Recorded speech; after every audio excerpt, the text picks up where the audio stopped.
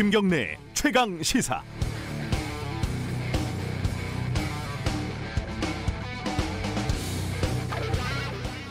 사람은 누구나 거짓말을 한다.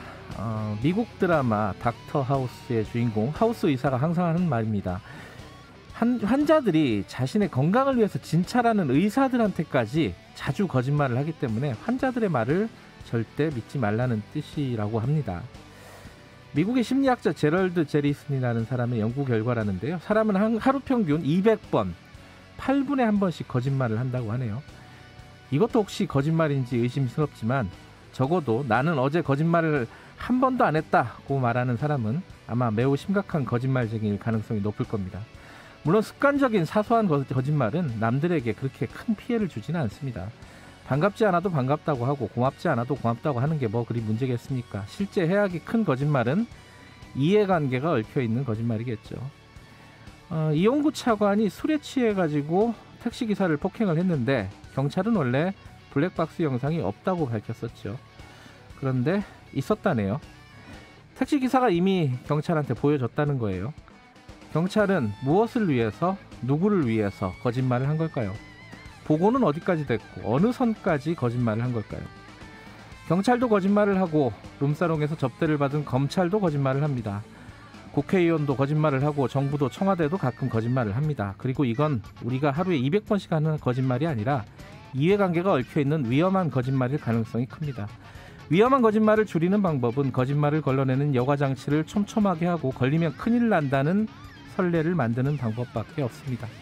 언론도 수많은 여과장치 중에 하나이겠죠. 1월 25일 월요일 김경래 최강시사 시작합니다.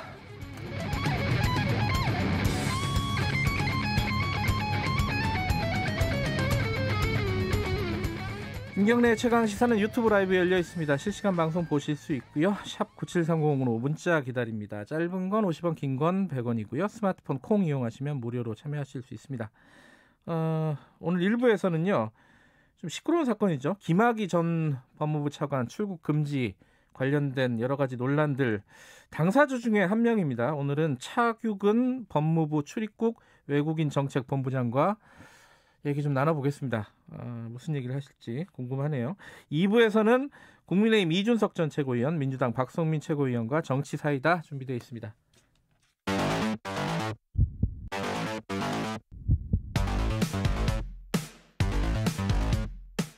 오늘 아침 가장 뜨거운 뉴스 언박싱. 네, 뉴스 언박싱 민동기 기자 나와 있습니다. 안녕하세요. 안녕하십니까. 김민아 시사평론가 나와 계십니다. 안녕하세요. 안녕하세요. 날씨 엄청 따뜻하죠? 풀렸습니다. 네. 네. 하지만 주 목요일 금요일 가면은 영하 10도 이하의 한파가 또 몰아닥친다고 하니까 겨울이 약간 좀 너무 따뜻했다가 너무 추웠다 이러네요. 이것도 기후 변화 이것 때문인가? 중간이 없는 것 같습니다. 그러니까요. 네. 저의 기분도 너무 따뜻했다 너무 추워졌다 하네요. 심리학에서는 조울증이라고도 하지만 아닙니다. 네. 코로나 얘기부터 좀 꺼내볼까요? 일단 반려동물한테 감염이 된 사실을 국내에서 처음으로 확인했다. 이게 고양이라는 거죠? 이 경남 진주 국제기도원 확진자가 키우던 고양이인데요. 예. 이 주인이 양성 판정을 받은 뒤에 돌봄 장소를 옮기는 과정에서 감염 사실이 확인이 됐습니다. 네. 인간에서 반려동물 쪽으로 이제 전파된 그런 감염 사례는 있었는데 반려동물에서 인간 전파는 공식 확인되지 않았다는 게 방역 당국의 설명이고요. 하지만 그렇다고 해서 신경 쓰지 않아도 된다라는 얘기는 아니라고 합니다. 반려동물에서 인간으로 전염이 된다면 이거 굉장히 이제 심각하죠. 예. 위험한 일인데 아직 거기까지는 확인되지는 않았다. 않았습니다. 예. 원래 이제 사스 바이러스가 인수공통 전염이 되는 바이러스인데 그동안 얼마나 이게 그러면 반려동물이라든지 동물하고 종물을 중간 매개로 해서 얼마나 이제 지금까지 감염이 되어 왔느냐에 대해서는 사실 국제적으로도 그렇게까지 지금 뭐 우려할 만한 수준은 아니다라고 많이들 얘기를 하는 거죠. 네. 왜냐하면 이게 여러 가지 분석이 나오고 있죠. 만약에 반려동물이 매개가 돼서 이제 전염이 더 확산되는 그런 과정이 있었다면 지금보다도 상황은 더 심각했을 것이다라고 얘기를 하는 거거든요. 네. 그래서 지금 뭐 혹시라도 반려동물을 키우고 있는 분들이 아직은 이렇게 뭐 걱정을 하거나 그럴 단계는 아닌 것 같고요. 그리고 KBS에 들어올 때도 사실은 KBS 앞에 로비 앞에 고양이들이 가끔 있어요. 고양이는 그래요? 네. 길고양이 있습니다. 오, 고양이. 햇볕 앞에요? 네. 네, 고양이 귀엽습니다. 지금 신규 확진자가 많이 줄어가지고 어제는 이제 어제 영시 기준으로는 300명대였잖아요. 물론 이제 거의 400명에 가까운 300명대긴 하지만은 네. 이게 거리두기 단계를 좀 완화하는 분위기인가요? 어떻게 결정은 언제쯤 나오냐 이거? 이번 주 중에 이제 새로 발표를 하겠다라는 게 정부 방침인데요. 만약에 이제 발표를 하게 되면은 그 설 연휴까지 감안해서 이제 새로운 방역 곧 설 조치를 연휴죠. 2주 뒤면, 예, 네. 3주 뒤면. 예. 부산시 같은 경우에는 원래 그 이달 말까지 2.5단계를 그 연장하겠다고 얘기를 했었는데 남은 일주일 동안 2단계로 일단 하향 조정을 했습니다. 두 가지가 문제일 겁니다. 설 연휴하고 또 하나 이제 개학 문제가 있잖아요. 그렇습니다. 그죠? 예. 그 부분 저도 애가 학교를 가니 안 가니 이게 굉장히 중요한 문제이기 때문에 어떤 결정이 내려질지 좀 봐야 될 것 같습니다. 코로나 얘기 연장선인데 자영업자들 손실 보상하는 그거를 법제화하겠다. 이게 지금 민주당에서 적극적으로 추진을 하고 있는가 봐요. 그렇죠. 지금 더불어민주당 지도부는 이 자영업자들의 손실을 보상하는 법, 그리고 이제 이익공유제와 관련돼서 협력이익공유법, 그리고 사회연대 기금법, 이렇게 이 세 가지를 코로나 상생연대 3법 이렇게 이름을 붙이고 빠르면 2월 임시국회에서 처리할 방침이다. 이걸 지금 공식화를 하고 있는데 네. 가장 많이 이제 관심이 쏠리는 게 말씀하신 자영업자 손실 보상과 관련된 예. 거죠. 이거는 이제 민병덕 의원이 이제 제출한 안을 기본으로 논의를 하고 있는데 이런 내용입니다. 이 안은 그 사회적 거리두기로 문을 닫은 이제 집합 금지 업종에 대해서 전전보다 줄어든 매출의 70%를 월 3천만 원 한도에서, 집합 제한 업종은 손실 매출의 60%를 월 2천만 원 한도 내에서 이제 보상한다. 이런 내용이고, 영업은 하지만 코로나19 매출이 줄어든 일반 업종의 경우에는 손실의 50%를 월 1,000만 원 한도에서 지원할 수 있다. 이런 내용이거든요. 네. 그런데 이 내용 그대로 계산을 해보면 손실 보상에 들어가는 돈만 월 한 24조 7천억 원이 필요하다라는 단순 추계가 이제 나오는데, 네. 그래서 지원 기간을 4개월만 가정해도 거의 100조 가까이 된다. 이런 지적들이 많이 나오고 있죠. 그래서 이건 좀 너무 과하니까 이 집합 금지 그리고 제한 업종 여기에만 들어가는 걸로 전제를 한다면 한 월 11조 6천억 정도가 들어간다. 이런 내용이 이제 보도가 되고 있고요. 또 하나 관건인 게 지난해 이제 발생한 피해에 대해서 적용하는 거냐라는 건데, 지금 법에 대해서 논의를 할 때 이제 그것도 포함해서 논의를 해야 되겠지만 그렇게 될 가능성은 이제 많지 않다라는 게 이제 분석입니다. 소급 적용은 쉽지는 않을 거다. 그렇죠. 그래서 법 통과 이후부터 이제 적용을 해야 되지 않겠느냐. 이제 이런 얘기 나오고, 그리고 워낙 지금 액수가 크니까 네. 좀 전체 액수를 줄이기 위해서 예를 들면 연매출 4억 원 이하로 대상을 한정한다든지 뭐 이런 여러 가지 방안들을 또 논의를 할 것이다라고 얘기가 나오고 있습니다. 그러니까 민병덕 의원 안은 범위를 꽤 넓게 잡아가지고 예산으로 따지면 월 24조 원 정도 들어가는데 그건 현실적이지 않다. 이런 얘기들도 좀 있고, 그 강훈식 의원 안은 조금 다르더라고요. 그러니까 집합 금지 제한 업종 소상공인에게 최저임금하고 임대료를 지원하는 내용입니다. 이렇게 되면 소요 예산이 월 한 1조 2천억 정도로 추산이 되거든요. 네. 그러니까 지금 뭐 민주당이 어떤 것으로 지금 이렇게 공식화할지는 조금 지켜봐야 되지만 여러 법안들이 지금 제출이 돼 있습니다. 지금 논의를 하고 있는 단계인데 이건 이제 정책적인 논의는 진행되고 있는데, 이른바 대선 주자급들의 뭐라고 해야 되나요? 언쟁이라고 해야 되나? 신경전이라고 해야 되나요? 이게 좀 가열되고 있죠. 거의 뭐 삼국지입니다. 나관중 삼국지. 거의 이낙연, 정세균, 이재명 세 사람의 물고 물리는 싸움 뭐 이렇게 진행이 되고 있는데, 네. 지난주에 굉장히 뜨거웠던 뉴스가 정세균 국무총리가 기재부를 이제 비판을 한 거였어요. 이게 이제 이 손실 보상, 자영업자 손실 보상과 관련해서 기재부 1차관이 거기에 대해서 부정적인 입장을 피력을 하니까 언론에 나와서 기재부한테 이제 개혁 저항 세력이다 뭐 이렇게 한 거에 대해서, 여기가 기재부의 나라냐 뭐 그렇죠. 이런 얘기죠. 그렇죠. 네. 그래서 논란이었는데 이재명 지사도 이제 거들었습니다. 그래서 23일 날 페이스북에 글을 올려서 이 재정 지출의 소극적인 기획재정부의 태도 이런 것들을 막 비판을 했는데요. 그런데 이낙연 더불어민주당 대표가 또 23일 날 KBS 심야 토론에 나와서 국간직인 기획재정부를 구박한다고 뭐가 되는 게 아니다. 독하게 얘기해야만 선명한 거냐 이렇게 얘기를 했고, 그리고 또 당정 간에 얘기하면 될 일인데 언론 앞에서 비판하고 다니는 것은 과연 온당한가, 이렇게 또 발언을 해서 이게 또 뉴스에 나오고 굉장히 직접적으로 얘기했네요. 그렇죠. 앞에 발언은 이재명 지사를 겨냥한 것 같고, 독하게 얘기해야만 되는 거냐, 이건 이재명 지사를 겨냥한 것 같고, 그다음에 당정 간에 얘기하면 되는데 언론 앞에서 왜 얘기하냐, 이건 이제 정세균 총리를 겨냥한 것 같으니까 이게 양쪽을 다 겨냥한 발언이다 이렇게들 해석을 하고 있고요. 예. 이것뿐만이 아니고 재난지원금하고 이익공유제 관련돼서도 서로 이렇게 다른 얘기를 막 하고 있는데 예를 들면 재난지원금에 관련돼서는 이재명 지사가 이제 보편적인 차원에서 이 경기도민들에게 10만 원씩 지급을 하는데 시기는 이제 좀 판단하겠다. 이게 이제 공식화한 내용 아닙니까? 네. 근데 이미 정세균 총리가 이런 논의에 대해서 뭐 단세포적 논쟁에서 벗어나자 이렇게 얘기한 바도 있었고 22일에는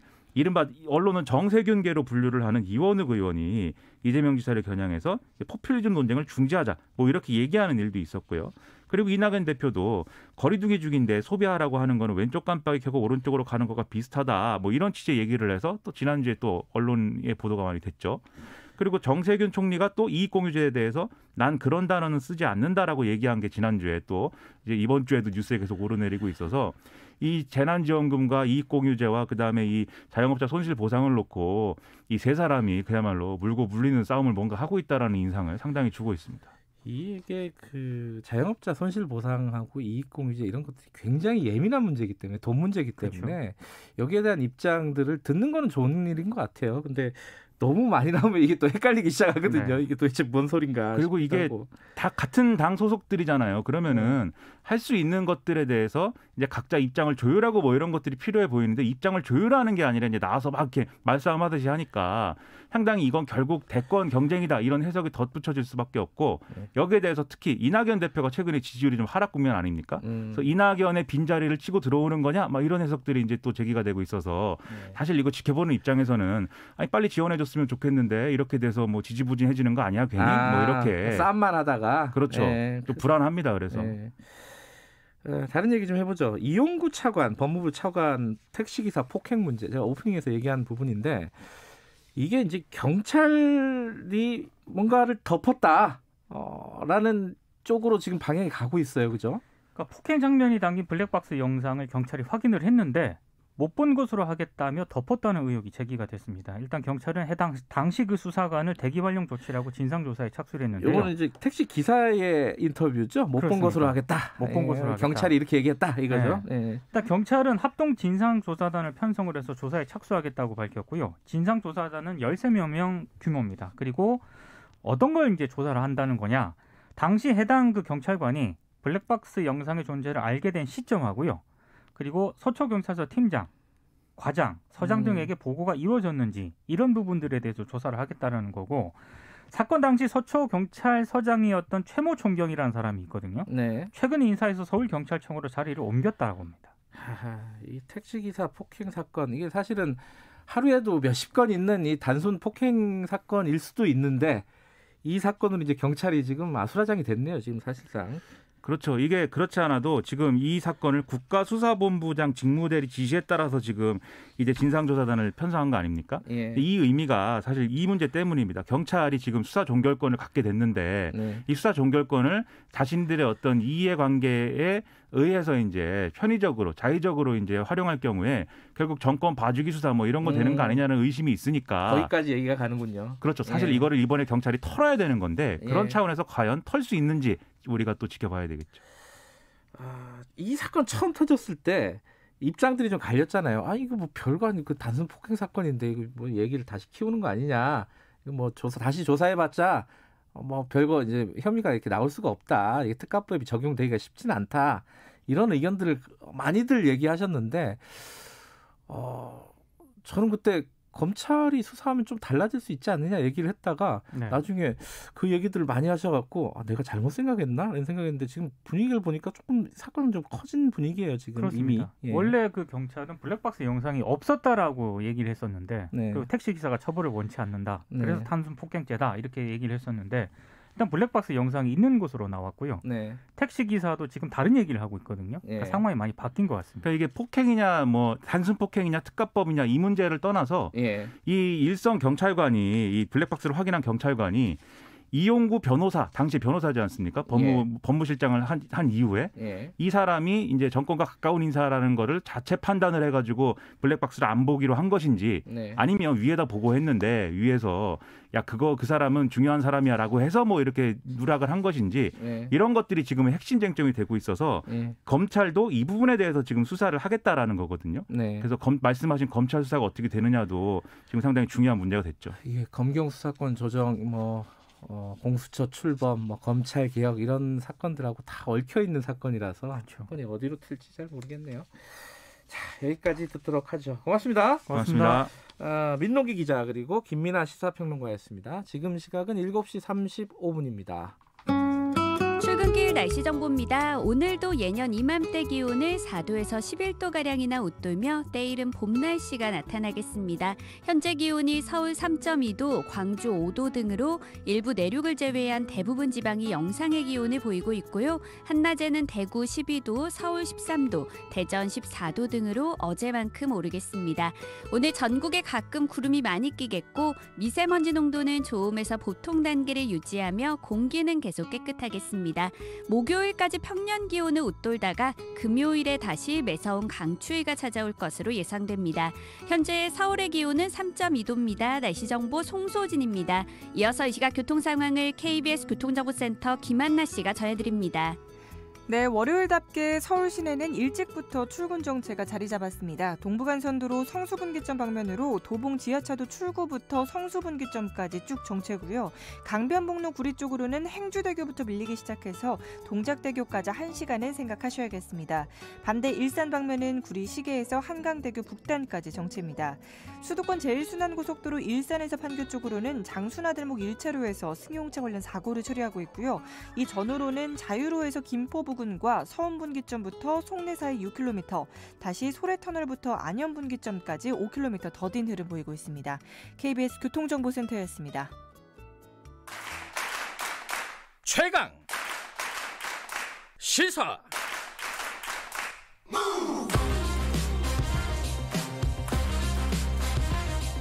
지금 여러분께서는 김경래 기자의 최강 시사를 듣고 계십니다.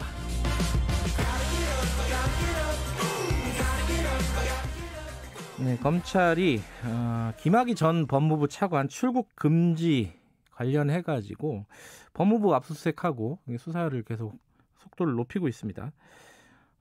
이게 뭐 본질적으로 김학의라는 매우 심각한 범죄 혐의를 받고 있는 사람을 출국 금지시킨 게 뭐가 문제냐 이런 쪽이 있는 거고, 한쪽에서는 이 절차를 제대로 지키지 않았다. 게다가 위조된 그런 공문서를 쓴 것은 상당한 위법성이 있다. 이런 의혹들을 제기하고 있는 거죠. 당시 출국 금지를 승인했던 당사자입니다. 차규근 법무부 출입국 외국인 정책본부장님 연결해서 관련 얘기 좀 나눠볼게요. 본부장님 안녕하세요. 예, 안녕하십니까. 차규근입니다. 예. 본부장님 이렇게 언론에 인터뷰한 걸 제가 읽어보니까 이 사건을 공익신고한 사람 있지 않습니까? 예. 그 사람이 검찰 관계자가 아니면 접근할 수 있는 자료들을 많이 제시했다. 그래서 그 사람이 검찰 관계자라고 알고 계신 건가요? 어떻게 지금 얘기하시는 거예요? 이 부분은? 네, 저는 이 사건 관련해서 언론 보도가 시작되면서부터 계속 좀 언론을 확인을 했는데요. 네. 언론에서 인용되고 있는 휴대폰 포렌식 자료라든지, 네. 어떤 진술 조서 내용이라든지, 네. 출국 기록 조회 내용이라든지 이런 부분들은 네. 2019년 3월 당시 안양시청에서 있었던 수사와 네. 관련되는 수사 자료들입니다. 그렇기 때문에 그 당시 수사에 관련되는 분이 아니면 접근하기 어려운 자료들이기 때문에 그렇게 좀 의심을 했고요. 네. 또 지난주에 그 공익 제보자란 분이 언론 인터뷰를 하셨더라고요. 네. 그 내용을 보니까 더욱더 그런 생각을 더 하게 됐습니다. 그 공익 제보자에 대해서 고발하는 방안을 검토하고 있다. 어떤 부분을 고발하는 겁니까? 이번에 그 일부 언론과 일본에서 이제 그 문제 삼는 것이 아무리 그 실체적 진실의 규명이 중요하다 하더라도 예. 절차적 정당성을 무시하면 안 된다. 네. 어떤 분들은 뭐 미란다 원칙까지 운운하고 계시던데요. 네. 좋습니다. 저도 절차적 정당성 중요하다는 점에 동의합니다. 그렇다면은 네. 어떤 출국 금지의 어떤 적법성 여부와 관련해서 문제 제기를 할 때도 네. 적법한 절차를 거쳐서 문제 제기가 되어야 한다고 생각합니다. 그런데 수사 관련자가 민감한 수사 기록들을 통째로 특정 정당에 넘기고 네. 이렇게 하는 것들은 저는 형법상 공무상 기밀 유출죄에 해당이 된다고 생각하기 때문에 네. 이 부분에 대한 향후 수사팀에서 균형감 있는 수사가 이루어질 것을 기대하고 있습니다. 이 부분 고발을 하신다는 거예요, 그러면은 법적으로? 고발을 검토하고 있습니다. 그런 제가 뭐 굳이 고발하지 않더라도 네. 인지하여서라도 충분히 네. 수사가 가능할 것으로 생각이 됩니다. 일단 그 출입국 본부 관련된 걸 여쭤볼게요. 본부장님이시니까요.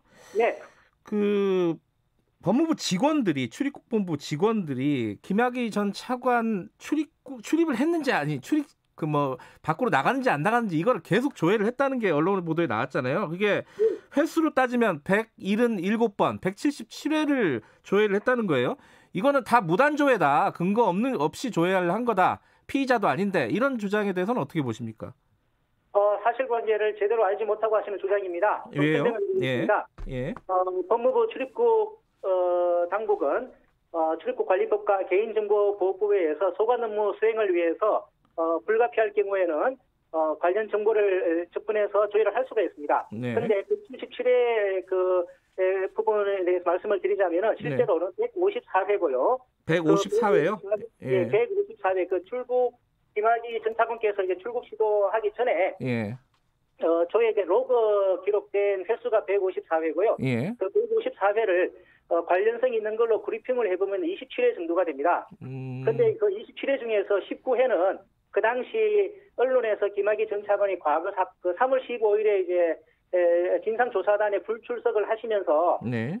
그 한 일주일 사이에 4,000건 정도 되는 기사가 쏟아져 나왔습니다. 네. 그래서 과거 범죄 혐의, 출국 가능성 해외 도피 그리고 과거에 경찰이 신청한 출국 금지를 검찰이 기각했다 이런 기사들이 나왔는데요. 그러다 네. 보니까 3월 20일에 국회 그 백혜련 의원실에서 과거에 2013년도에 네. 출국 규제 내역이 어떻게 되느냐라는 서면 질의가 들어왔고요. 네. 3월 21일에는 또 송기현 의원실에서 또 유사한 취지의 질의가 들어왔습니다.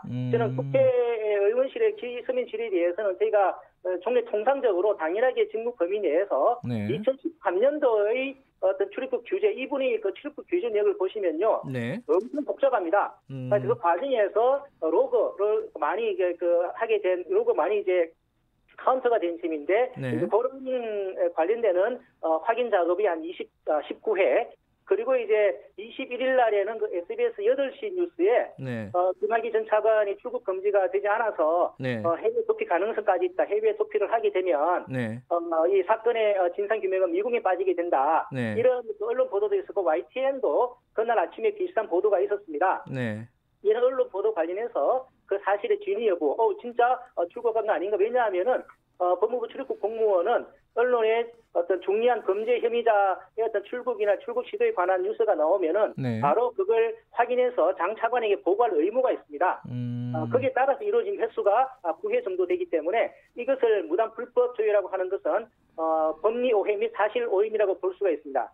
그러니까 김학의 전 차관이 아니더라도 언론에 뭐 출입국 관련된 중요한 뉴스나 이런 게 나오면은 확인하는 절차는 통상적으로 한다는 말씀이세요? 다른 사람도? 그렇습니다. 예, 그렇습니다. 그리고 또 하나가 지금 언론에서 제기되는 문제 중에 하나가 이 승인 요청서에 그 부하 직원이죠, 정책단장이, 그죠? 예. 그분이 결제를 안 했어요. 그러니까 네. 그 지금 논리가 어떻게 되냐면은 그 부하 직원이 정책단장이 결제를 안 했다는 건 이게 불법이기를 알기 때문에 승인 요청서에 결제를 안 했고 그걸 본부장께서 하셨다는 거예요, 그죠? 예. 이 문제 제기에 대해서는 어떻게 생각하십니까? 저는 이번에 그 언론 보도를 보고 당시 결제 서류를 보니까 네. 단장님의 그 결제란이 비어 있긴 하더라고요. 그러니까요. 예. 그게 저는 뭐 전혀 기억이 없었는데 그게 뭐 결제 거부했다는 그런 기억이 전혀 없습니다. 저는 뭐 제가 이 중요 인물에 관한 네. 이 출국 금지에 관해서는 본부장 정결 사항입니다. 네. 가사 밑에 직원이 어떤 사정에 의해서 결제를 피하거나 아니면 결제를 못한 사정이 있다 하더라도 네. 본부장이 책임지는 사람이 결제를 하면 전혀 절차상 문제가 없는 것이고요. 예. 참고로 2013년도에 저는 이걸 좀 최근에 알았는데 예. 2013년도에 장관 직권으로 어떤 참고인에 대해서 예. 이제 출국 금지 조치를 한 적이 있었습니다. 예. 그 당시 경위를 좀 확인해 보니까 당시는 본부장님이 검사장이셨는데요. 네. 검사장 본부장께서 실무 계장을 불러서 이거 보니까 법에 의하면 직권으로 출국 금지가 가능한데 네. 안 되냐. 그러니까 직원이 이거 좀 설레가 없습니다. 난색을 표했는데 네. 그 당시 검사장 본부장께서 내가 결제해 줄 테니 가지고 와라. 라고 해서 중간에 과장, 단장 결제란을 다 건너뛰고 계장 개안한 문서에 그 당시 검사장 본부장께서 정결 처리해서 네. 직권으로 출국 금지가 된 사례가 있는 것도 확인되었습니다. 아니 그런데 여부를 불문하고 그 예. 자체가 불법은 아니라는 거죠. 아니 그러면 요번에도 그러면은 법무부 장관의 전결로 그때 박상기 법무부 장관이었죠? 예. 법무부 장관의 직권으로 이 출국 금지를 하면 된 거 아니었어요? 근데 왜 이런 복잡한 절차를 거친 거예요? 그러면은? 그 2013년도에 직권으로 출국 금지한 사례가 있다는 것을 예. 2013년도에 직권으로 출국 금지한 사례가 있다는 것을 2019년 3월 그 당시 알았더라면은 네. 제대로 보고를 받았더라면 아마 달리 결정했을 수도 있을 것 같습니다. 그런데 예. 그 당시는 장관실에서 직권 출국 금지가 안 되느냐라고 이제 물었을 때 이제 알아보라고 하셨을 때 제가 담당 과장한테 물어봤습니다. 네. 담당 과장이 이제 과에 가서 이제 물어보고 돌아와서 하는 말이 예. 본부장님 법리상으로는 가능할지 몰라도 예. 선례가 없다고 합니다. 그리고 이 선례가 없는 상황에서 만일에 우리가 직권으로 출국 금지를 하게 되면 네. 나중에 어떤 다른 또 중요한 범죄 혐의자가 출국을 해버렸을 경우에 네. 언론이나 국회에서 왜 직권으로 출국 금지가 가능한데 안 했느냐 했을 때 예. 그 부담을 온전하게 우리가 이게 부담을 이렇게 지게 됩니다라고 우려를 했습니다. 예. 그래서 저는 그런 직원들의 우려를 무시할 수가 없었고 그것도 일리 있는 우려였기 때문에 그래서 이제 그렇게 보고를 드렸던 것이죠. 예. 그래가지고 이제 진상조사단의 이규원 검사의 출국 요청을 이렇게 받아들인 형태를 취한 거잖아요. 네네네. 그런데 그 요청 서류에 이제 엉뚱한 사건 번호들이 들어가 있었다. 이게 이제 지금 어떤 논란의 핵심 중에 하나지 않습니까? 그런 예. 사건 번호는 왜 법무부 이 본부장께서는 사전에 알지 못했느냐? 이게 예. 무혐의 된 사건이라든가 뭐 이렇다는 사실은 이건 어떻게 설명이 가능합니까? 통상적으로 예. 검사가 출국 금지 요청이나 긴급 출국 금지 요청을 하면 출국 직원들은 예. 수사기관의 검사를 믿고 할 수밖에 없습니다. 그런 상황에서 이 사건 번호에 대해서 토를 달거나 뭐냐 이렇게 물어볼 수가 없는 것이죠. 그래요?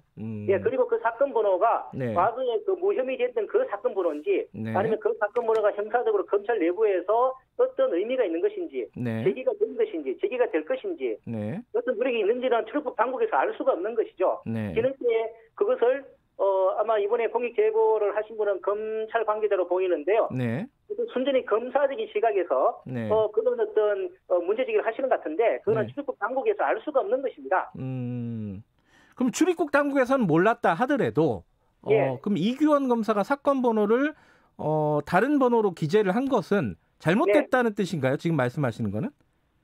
저는 잘못됐다고 생각하지 않았습니다. 왜냐하니까 그는 검사가 예. 자기가 이 원래 그 2013 형제 번호가로 이제 긴급 출국 금지가 되었고요. 네. 그다음에 나중에 승인 들어올 때는 이제 2013 형제에 네. 그 두 줄을 짝짝 끊고 그 옆에 보면 몇 자, 가 몇 자 정식으로 이제 문서를 수정하지 않은 방식을 정식으로 했고요. 네. 그 밑에 본인의 그 이름을 서명을 했습니다. 네. 네, 그 정상적인 그 문서 수정 방법이거든요. 예. 검사가 어떤 사정에 의해서 저희는 왜 그렇게 되는지는 알 수는 없습니다만은 네. 검사가 자기 이름으로 그렇게 이 정식으로 수정을 했는데 네. 저희는 검사를 믿고 할 수밖에 없었던 것이죠. 그러니까 검사가 사건 번호를 그러니까 지금 어떻게 적었느냐에 대해서 출입국 본부에서는 관여할 수는 없지만은 그럼 네. 그 사건 번호가 잘못 적혀 있었다면은 그건 검사의 네. 책임일 뿐이라는 거죠. 지금 말씀은? 뭐 하여튼 그저는 검사를 믿고 한 것이고요. 그리고 그 긴급 출근 조치가 되고 승인되고 그 다음 주에 어떤 일이 있었는지 제가 한번 다시 저도 기억을 되살려보기 위해서 한번 언론 검색을 해봤는데요. 네. 대검에 이제 사전 출국 금지가 안 되고 긴급 출국 금지되고 하다 보니까 네. 어떤 분이 이제 왜 검찰에서 그때 사전 출국 금지 요청을 거부했냐라고 문제 제기를 하니까 네. 대검에서 우리는 공식적으로 거부한 적 없다. 먼저 그렇게 해명을 했습니다. 네, 그리고 저 2019년 6월 말인가 저 문무일 총장님께서 기자회견을 하셨는데요. 네. 그 당시에 김학의 전 차관 사건 자체도 부끄럽지만 네. 이 사건이 2013년도에 실체가 밝혀지지 못한 것도 더 부끄럽다라고 말씀을 하셨고요. 네. 그리고 최근에 좀 제가 뒤늦게 좀 기억이 났는데 어느 검찰 고위 간부 한 분이 법무부에 그때 근무하신 어느 검찰 고위 간부 한 분이 절차적인 그런 어떤 부분 관련해서는 네. 검찰 수뇌부와 다 문제가 되지 않는 걸로 정리가 됐다. 이렇게 말씀하신 거를 제가 뒤늦게 좀 기억이 난 것도 있습니다. 그러면 지금 와서 왜 이런 문제가 다시 불거졌다고 본부장님은 생각하고 계십니까? 정말 이해가 안 됩니다. 전혀 이해가 안 된다. 요 말씀뿐이신가요? 이해가 안 되고요. 예. 이해가 안 됩니다, 진짜. 왜 이런 그 당시 대검에 보여줬던 모습이라든지, 네. 문무일 총장님의 그 사과하신 모습, 예. 이런 여러 가지 상황들이 있었는데, 네. 왜 뒤늦게 일부 그 검찰 간부들은 뭔가 이게 나중에 문제 될 것에 기록을 해놔라 이런 말씀을 하시는데 저는 이해도 안 되고요. 네. 정말 문무일 총장님께 한번 여쭤보고 싶습니다. 어떤 부분이요? 왜 이런 게 지금 문제가 되고 있는지. 그러면 지금 그 본부장님 입장에서는 뭐 그런 문제 제기잖아요. 이게 쉽게 말해가지고 김학의 전 차관을 출국 금지 안 시키려고 했던 그 노력은 알겠는데 절차상으로는 적어도 법적으로는 문제 있는 거 아니냐? 여기에 대해서는 본부장님은 그것도 아니라는 말씀이신 거죠, 지금? 그렇습니다. 많은 분들이 지금 오해를 하고 계신 부분이 있습니다. 네. 출국 금지는 행정법상의 절차입니다. 예. 많은 분들이 미란다 원칙이나 여러 가지 말씀을 하시면 형사법 절차적 어떤 적법성을 말씀을 하십니다. 네. 아까 말씀드렸다시피 저도 절차적 적법성 중요하고 지켜야 된다고 생각합니다. 예. 다만 영장이나 이런 것들은 헌법에 의해서 검사의 요청이 있을 경우에만 판사가 발급한 영장이어야 하는데요. 네. 출국 금지는 법 4조 2항에 의해서 법무부 장관이 범죄 수사를 위하여 적당하지 아니하다고 인정이 되면 출국 금지를 할 수가 있고 만일에 당사자가 그 처분이 부당하다, 잘못됐다고 여기면은 10일 이내에 이의 신청을 할 수가 있고 소송을 제기할 수도 있습니다. 예, 하지만 김진 차관께서는 그런 이의 신청이나 소송도 전혀 하지 않으셨고요. 오히려 그 직후에 대검은 특별 수사단을 발족해서 김학의 전 차관을 구속을 시켰죠. 네. 이런 정황을 보더라도 김학의 전 차관께서는 범죄 수사를 위하여 출국이 적당하지 아니한 자라고 판단한 법무부의 조치는 지극히 정상적이고 합당한 것이었다고 생각합니다. 그러면 지금 이제 검찰에서 본부장님도 뭐 수사 대상으로 지금 하고 있지 않습니까, 그죠? 네네. 여기에 대해서는 어떻게 대응해 가실 생각이십니까? 저는 이해가 되진 않습니다만 그래도 일단 이 수사가 진행되었기 때문에 네. 적극적으로 협조할 생각이고요. 다만 네. 수사팀에 한 가지 당부 말씀이 있습니다. 아까 말씀드렸다시피 절차적 정당성 관련해서 네. 긴급 출국 금지의 어떤 적법 여부의 논란을 촉발시킨 그 공익 제보자란 분이 제가 판단하기에는 공무상 기밀 유출 혐의가 분명히 알겠습니다. 있습니다. 그런 부분에 대해서 균형감 있게 수사해 주실 것을 당부드리고 있습니다. 알겠습니다. 반대되는 얘기는 저희들도 차차 듣도록 하겠습니다. 법무부 출입국 차규근 본부장이었습니다. 고맙습니다. 네, 감사합니다. 1부는 여기까지 하고요. 잠시 후 2부에서는 정치 사이다 준비되어 있습니다. 8시에 돌아오겠습니다. 안녕하세요. 3기 신도시를 디자인하는 LH 오복인 가장입니다. 3기 신도시는 어떤 모습일까요? 서울 도심까지 30분대면 도착하고 수소버스가 달리는 스마트한 미래교통 도시, 100% 국공립 유치원과 안전한 통학로로 아이 키우기 좋은 도시, 보다 넓은 공원과 국내의 도시 디자인 전문가가 참여해서 만든 쾌적한 도시, 우리 아이들과 이런 도시에서 살아보는 건 어떨까요? 상상만 했던 똑똑한 도시가 오늘의 일상이 됩니다. 2021년 7월 사전 청약에서 만나보세요. 이 캠페인은 국토교통부 한국토지주택공사와 함께합니다. 그저 두렵고 피하고 싶은 방사성 폐기물. 방사성 물질이 일상에서 유용하게 쓰인 후 배출된 것이라는 점 알고 계신가요? 신약을 통해 치료받을 수 있는 사람이 더 많아지겠어. 더 나은 미래를 만들어가는 연구소에서도 비파계 검사 결과 이 건물은 균열과 결함 없이 안전하네요. 건물의 안전을 검사할 때도 전기 없는 세상은 상상할 수도 없죠. 원자력 발전소에서도 우리의 일상 속에서 배출되는 방사성 폐기물 안전하고 철저하게 관리하겠습니다. 방사성 폐기물 관리 전담기관 한국원자력환경공단. 말 같은 말.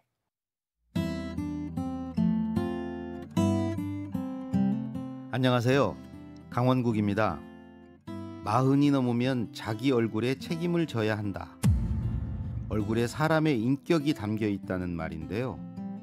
저는 그 사람이 누구인지 알려면 얼굴을 볼 게 아니라 말을 들어봐야 한다고 생각합니다.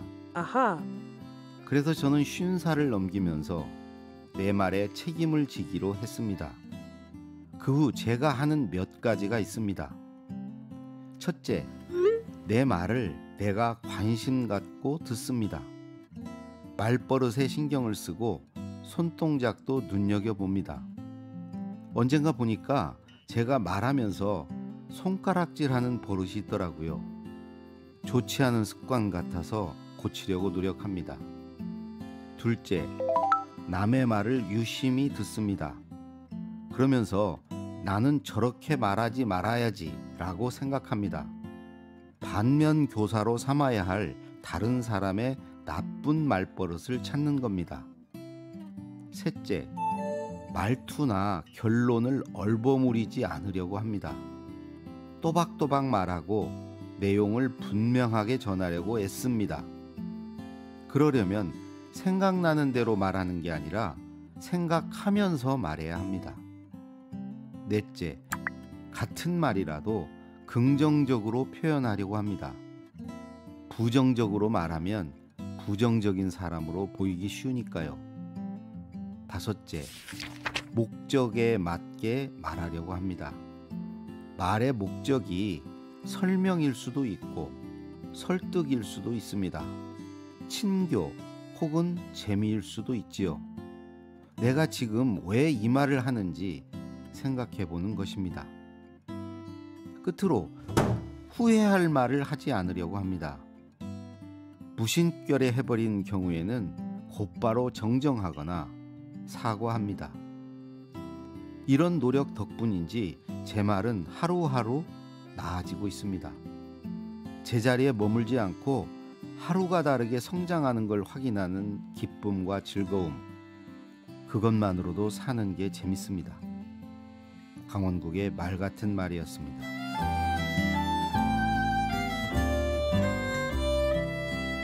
나이만 먹으면 뭐 하나요? 나이에 맞는 성숙한 말, 성숙한 인격을 갖춰야 진짜 어른이 됩니다.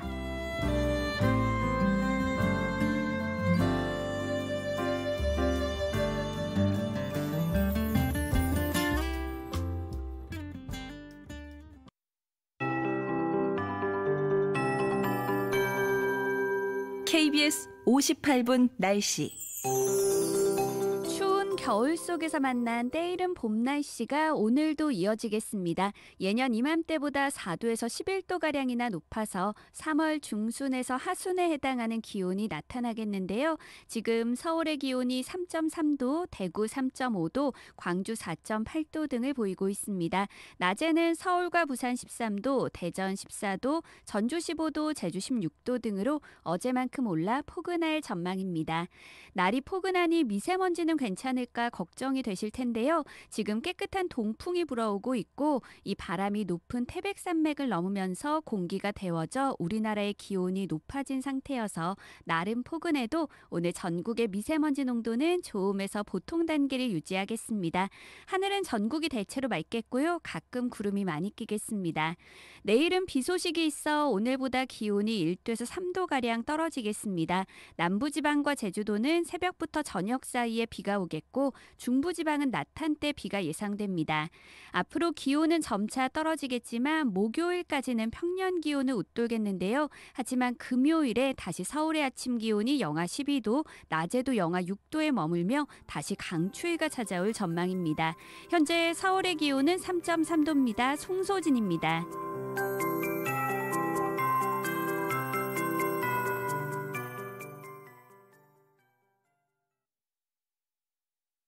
정성을 다하는 국민의 방송 KBS가 8시를 알려드립니다.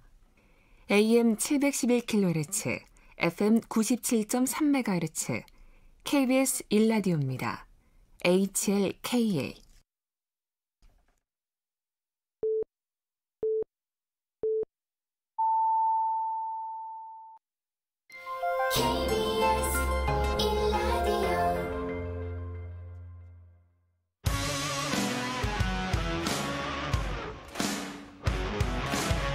뉴스타파 기자 김경래 최강 시사.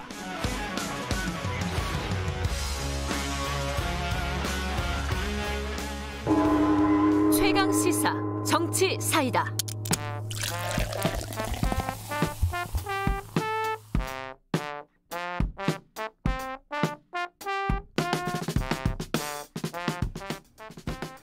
여의도 정치의 젊은 피, 매주 월요일 여야 젊은 정치인들과 함께하는 시간입니다. 박성민, 이준석, 박성민의 정치사이다 지금 시작하겠습니다. 더불어민주당 박성민 최고위원 나와 계십니다. 안녕하세요. 네, 안녕하세요. 국민의힘 이준석 전 최고위원 나와 계십니다. 안녕하세요. 네, 안녕하세요.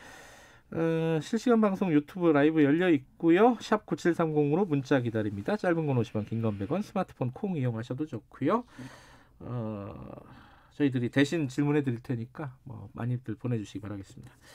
오늘 할 얘기가 굉장히 많네요. 다 못할 것 같은데 빨리빨리 진행을 해야 될 것 같습니다. 먼저 유시민 전 장관 그 노무현재단 이사장이 사과를 했어요. 이게 이제 본인 얘기도 좀 있었고 노무현재단 특히 이제 계좌 내역을 검찰에서 본 거 아니냐라는 의혹 제기를 2019년 말 그러니까 만으로 한 1년쯤 전에 제기를 했는데 이제 결국은 사실이 아니다라는 걸로 그래서 이제 사과를 한 건데 이거는 뭐 야당 입장이 더 중요하겠죠. 먼저 포문을 열어주시죠. 저는 기본적으로 그 재작년이죠. 이맘쯤에 이제 보면은 검찰에 대한 공격을 이제 게시하기 위해 가지고 검찰에 대해 부정적인 이미지를 더 씌우기 위해 가지고 여러 가지 폭로를 한 것인데 저는 사실 그때 유시민이라는 분이 노무현재단 이사장이라면은 아시아 최대 어쨌든 그 정치 재단이고 그 안에서 이사장직을 맡고 있기 때문에 상당한 신뢰도를 이제 가지고 있는 분이라는 거죠, 그 당시에. 그리고 농객 활동도 하셨고 하다 보니까 이렇게 주장했을 때 많은 대중은 그래도 뭔가 있으니까 그런 얘기를 하겠지라는 생각을 했던 거거든요. 네. 그런데 지금 와가지고 보니까 망상이었다라는 걸 본인이 시인한 것인데 저는 이렇게 생각해요. 그러니까 검찰이라는 그 조직을 싫어할 이유는 많겠죠, 그 사람들이. 근데 싫어하더라도 허위 사실로 공격해서 되겠느냐라는 생각을 하고 저는 이 과정 중에서 이 건과 더불어서 채널A 그 취재 의혹 사건과 더불어 가지고 한동훈이라는 그 특수통 엘리트 검사에 대한 공격이 굉장히 심하게 가해지고 급기야는 추미애 장관에 이르러 가지고는 이분을 거의 한직으로 발령내고 또 한직에서 또 더 한직으로 발령내고 이런 식으로 탄압하는 모습이 이제 계속되고 있거든요.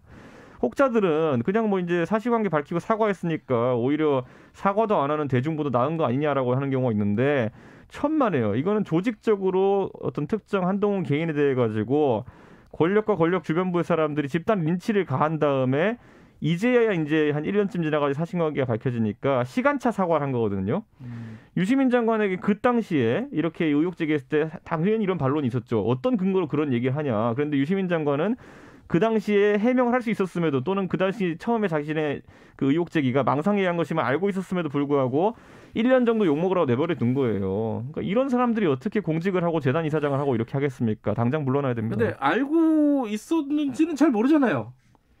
적어도 의혹을 제기할 만한 최소한의 논리적 근거가 없었다는 것 정도 알 수 있었죠. 안 그러면 이분이 지금까지 방송 나와서 한 평론이 뭐가 됩니까? 전부 다 밑도 끝도 없이 망상을 했다는 걸 증명하는 거 아닙니까? 그러면 사과가 아니라 사과를 넘어서서 뭘 어떻게 해야 된다고 보세요? 지금 가진 게 재단 이사장밖에 없으면 내려놔야죠. 지금 아니 노무현 재단이라는 것이 아까 말했던 건 전직 대통령이 어쨌든 철학이나 업적을 기리기 위한 곳인데 이런 거짓말쟁이가 있어가지고 되겠습니까?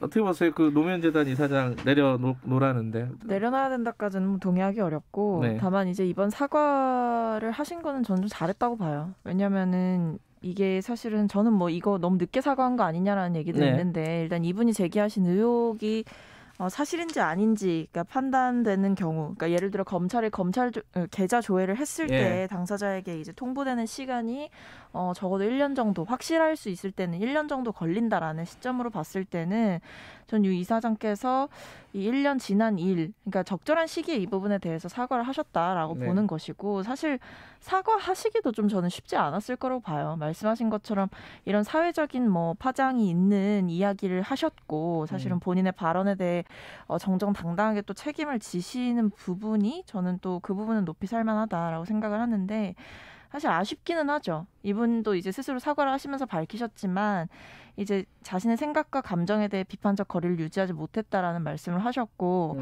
단편적인 정보 그리고 불투명한 상황을 바탕으로 신중하게 검토하지 않고 의혹을 제기했다. 이런 자신의 잘못에 대해서 반성하는 모습을 보여주셨는데 사실 이런 게 되게 많잖아요. 지금 우리 사회 뭐 유튜브에서도 이런 것들이 좀 무차별적으로 제기되는 부분들도 있고 다양한 방식으로 우리 사회의 좀 고질적인 부분으로 이런 뭐 의혹 제기가 아니면 말고식의 의혹 제기가 조금은 많이 있는 부분이 있는데 이런 것들에 대해서 사실 자성이나 반성의 목소리가 나오는 경우는 잘 없어요. 근데 유시민 이사장께서 이런 부분에 대해서 스스로 솔직하게 밝히신 부분에 대해서는 전 높이 평가해야 된다라고 생각합니다. 그러니까 저는 이거 자체가 뭐 사과를 한 걸 높이 평가할 수가 없는 게 애초에 망상이라니까요. 그러니까 이제 우리가 보통 어떤 의혹을 제기하려고 그러면은 내가 집에서 나 혼자 아무도 안 보는 공간에서 예를 들어 코를 팠는데 나중에 그 얘기가 더라. 그러니까 여기 몰카가 있구나. 이런 의심을 하는 개연성이 있어야 돼요. 보면은. 근데 그게 아니라 이거는 완전 망상해서 근거가 뭔지. 자, 이 정보를 검찰이 알고 있더라. 그렇기 때문에 얘네가 계좌 추적한 건 의심된다. 이 정도만 됐어도 사람들이 망상은 아니라 생각했을 거예요. 근데 그냥 자고 일어나가지고 내가 계좌 추적당하고 있는 것 같아. 이래놓고 검찰을 공격한 다음에 지금 와서 1년 뒤에 미안하다 아니겠구나 이렇게 하는 것 자체가 말이 안 되는 거고 이런 거 하는 분들 보통 있어요. 우리 방송에서도 많이 봐요. 보면 갑자기 방송국에 뛰어들어가지고 밑도 끝도 없이 내 귀에 도청장치 달려있다 이런 사람들이 있어요. 몇 년 전 얘기예요 도대체. 그러니까 거의 그런 수준이에요. 그냥 자고 일어났더니 기분이 안 좋아. 그러니까 내 귀에 도청장치가 있어요 하고 그냥 뛰어다니는 사람들이 있어요. 그런 방식으로 망상의 방식으로 얘기를 하셨다라기보다는 그거 수준이에요 지금 이분이 하는 게. 본인도 그때 이제 본인이 갖고 있는 뭐 정보를 바탕으로 얘기를 하셨었겠죠. 근데 이제 그게 그 당시에 좀 면밀하게 검증을 하지 못했고 그게 진짜 객관적인 사실이냐 아니냐를 판단할 수 있는 그 비판적 거리를 유지하지 못했던 거죠. 그러니까 저는 이렇게 생각해요. 저는 유시민 장관이 그래도 방송 평론하던 분인데 아까 말했던 것처럼 나만 알고 있어야 되는 정보를 얘네가 알고 있네. 이런 어떤 1차적인 본인의 추론으로 해가지고 한 것이 아니라 이건 누가 던져준 거예요. 그러니까 무슨 말이냐면은 내 귀에 도청장치 있는 게 아니라 누가 또 다른 신뢰할 만한 정권의 정보를 가진 사람이 와가지고 야, 네 귀에 도청장치 있더라를 얘기해 주니까 그걸 믿고 좀 한 거거든요. 저는 지금 이거는 그렇기 때문에 한동훈 검사장이 여기에 대해서 의견을 내면서 여기서 그치지 않겠다. 그리고 이제 더 이제 사실 윗선을 밝히겠다는 취지로 계속 이제 가는 것 자체가 저는 이거는 또 다른 경로로 정보가 유시민 이사장에게 들어갔을 가능성이 있다. 그래서 유시민 이사장이 본인이 진짜 이 망상한다고 비난받지 않으려면은 어디서 이런 정보를 제공받았는지까지 밝혀야 될 것으로 보입니다. 지금 시민단체 고발을 했기 때문에 아마 수사가 진행이 된다면은 거기서 좀 지금 말씀하신 그런 실체적 진실들은 좀 드러나지 않을까라는. 그런데 그게 만약 그 정보를 준 게 그러니까 유시민 이사장과 똑똑한 분이 신뢰를 할 거였으면은 제 생각에는 공직자거나 상당한 정보력을 가진 분이었을 것 같거든요. 그런데 그분이 만약 공직자로 밝혀지면요, 이거는 걷잡을 수 없는 상황입니다. 이거는. 알겠습니다. 그건 아직 뭐 모르는 거고. 네, 아직 모르는 일이니까. 저도 아니면 이따 사과하면 돼요. 알겠습니다. 이 부분은 뭐 양쪽 얘기가 완전히 다르기 때문에 사과 자체로 의미가 있다라는 쪽이 있고 야당 쪽에서는 지금 이준석 전 최고위원께서는 말씀하신 부분들은 사실 이제 곧 드러날 수밖에 없어요. 알겠습니다. 그럼 넘어가고 그래도 계속 여당에 불리한 주제네요. 네, 말씀하세요. 이용구 법무부 차관 택시기사 폭행 의혹. 폭행 의혹이 아니라 폭행은 이제 사실인 것이고 이게 이제 경찰에서 덮었다는 이제 정황들이 나왔고 이걸 지금 이제 검경 수사권 조정 그 국면이기도 하고 이게 좀 여당 측에서는 굉장히 좀 예민한 사건일 것 같아요. 내부적으로는 어떻게 지금 이 사건을 바라보고 있습니까? 사실 이제 이 사안에 대해서 일단은 말씀을 좀 드리면은 일단 말씀하신 대로 예민한 시기죠. 그러니까 검경 수사권 조정이 적용되고 있는 그런 이제 시작이 되는 시점에서 사실은 검찰과 경찰 사이에서도 굉장히 또 미묘한 긴장감들이 흐르고 있고 아무래도 이 사안 자체가 그럴 겁니다. 지금 경찰에서는 빠르게 이제 진상조사단이라든지 이런 부분들을 꾸려서 조사를 하겠다. 그러니까 결과적으로 이제 본인들의 잘못 같은 부분들을 인정을 하고 이제 이 발생하는 논란을 더 키우지 않기 위해서 나름의 이제 조치를 하고 있는 것이고 이제 검찰 같은 경우는 이런 부분을 좀 더 그립감 있게 검찰 쪽으로 끌어와서 경찰의 뭐 여러 가지 잘못이라든지 이런 부분을 드러내고자 지금 노력을 하고 있는 거겠죠. 그러니까 이 사이에서 되게 팽팽하게 부딪히고 있는 게 있고 이제 당의 입장에서 그러니까 뭐 당의 입장이라고까지 말씀드리기 좀 그렇지만 이 뭐 제가 생각했을 때는 이 논란 자체가 사실은 국민들께 실망을 드릴 수 있는 논란은 맞다라고 생각을 하고. 이분도 근데 이제 사과를 또 하셨더라고요. 근데 공직에 임명되기 전이라고 해도 이 사건이 일어난 거에 대해서는 이제 굉장히 송구스럽다라고 얘기를 했는데 저는 이 부분에서 일단 경찰이 계속해서 논란이 되고 있는 부분, 그러니까 봐주기 수사한 거 아니냐 이런 부분들에 대해서는 경찰 자체로 좀 명명백백하게 밝혀야 된다라고 봅니다. 이걸 피해갈 수는 없는 것 같고. 뭐 시스템 개선까지도 얘기가 나오고 있다고 해요. 특히 뭐 수사관이 자의적으로 이제 내사를 종결하는 이런 시스템의 경우 손을 봐야 된다. 그러니까 이건 특히 이제 이번에 정인이 사건이랑 관련해서도 얘기가 나오고 있는 부분이죠. 그래서 이런 좀 자성의 노력이 있을 수 있는 또 이제 나름의 계기를 또 경찰은 만들어서 이야기를 하고 있는 것 같고 실질적인 개선과 또 저는 이제 공직자 시기 이전에 이제 한 명의 시민으로서 이제 이용구 차관께서 당시 뭐 아무리 공직자가 아니셨다고 하더라도 이런 논란에 대해서 본인이 책임질 부분이 있다면 책임을 져야 된다라고 생각을 합니다. 그래서 뭐 사실 법 앞에는 뭐 많이 평등하다라는 얘기가 있듯이 책임을 져야 될 부분은 책임을 지고 사죄를 하실 부분은 사죄를 하는 것이 맞다라고 뭐 사과는 이미 거죠. 했고요. 뭐 구두에 사과는 했고 책임져야 된다는 거는 자리에서 내려와라는 뜻이에요? 그렇게까지 말씀을 드릴 수는 없는데 이제 어쨌든 그러니까 조사가 다시 한번 또 이루어지면서 또 검찰 차원에서 수사가 이루어지고 있는 부분이니 이 부분에서 본인이 이제 성실하게 협조할 부분들은 협조를 하고 또 거기서 이제 책임을 지게 되는 부분들이 나오게 되면 그 부분은 또 본인이 감당을 하셔야겠죠. 알겠습니다. 이준석 전 최고께서는 어떻게 보세요? 이게 여러 가지가 지금 등장 인물들이 좀 얽혀 있는 사건인데 경찰 단계 진상조사와 경찰전 단계의 시스템 뭐 개선 뭐 여기까지 갈 것인지 아니면 더 갈 것인지 어떻게 좀 보십니까 이 사건은? 저는요 대한민국 경찰이 13만 명 가깝거든요. 13만 명 중에서 이런 몇 개별 사안들을 가지고 저는 이걸 갖고 경찰 조직이 뭐 수사력이 떨어진다 또는 부패했다 이렇게 주장하는 거는. 굉장한 무리수가 있는 주장이에요. 그렇기 때문에 저 같은 사람은 그런 주장 안 합니다. 근데 민주당 사람들 같은 경우에는 약간 이런 논리에 굉장히 좀 익숙해요. 예를 들어가지고 검찰이 한 3,000명 되는데 그 안에서 한 2명 정도가 룸사롱 좆대받으면은 이 사람들은 전부 다 나쁜 사람이다. 이런 걸 주 논리로 삼는 사람들이거든요. 그러니까 민주당식 논리대로 가자 그러면은 경찰은 부패한 조직이에요. 이런 거로 봤을 때. 그렇기 때문에 저는 이거에 대해 가지고 민주당이 좀 스탠스를 잘 잡았으면 좋겠다. 검찰의 수사권을 부정하고 검찰이 지금까지 무소불위의 권력을 행사했다라고 주장하면서 검찰 조직을 와해시키는 이유는 일부 검사의 일탈을 가지고 그렇게 하는 거거든요. 아까 유시민 씨 건도 그랬지만은 일부 검사들의 일탈에 대해 가지고 이 사람들 바로 나쁜 사람이야라는 걸 대중에게 주입시키기 위해 가지고 무던히 노력해 왔어요.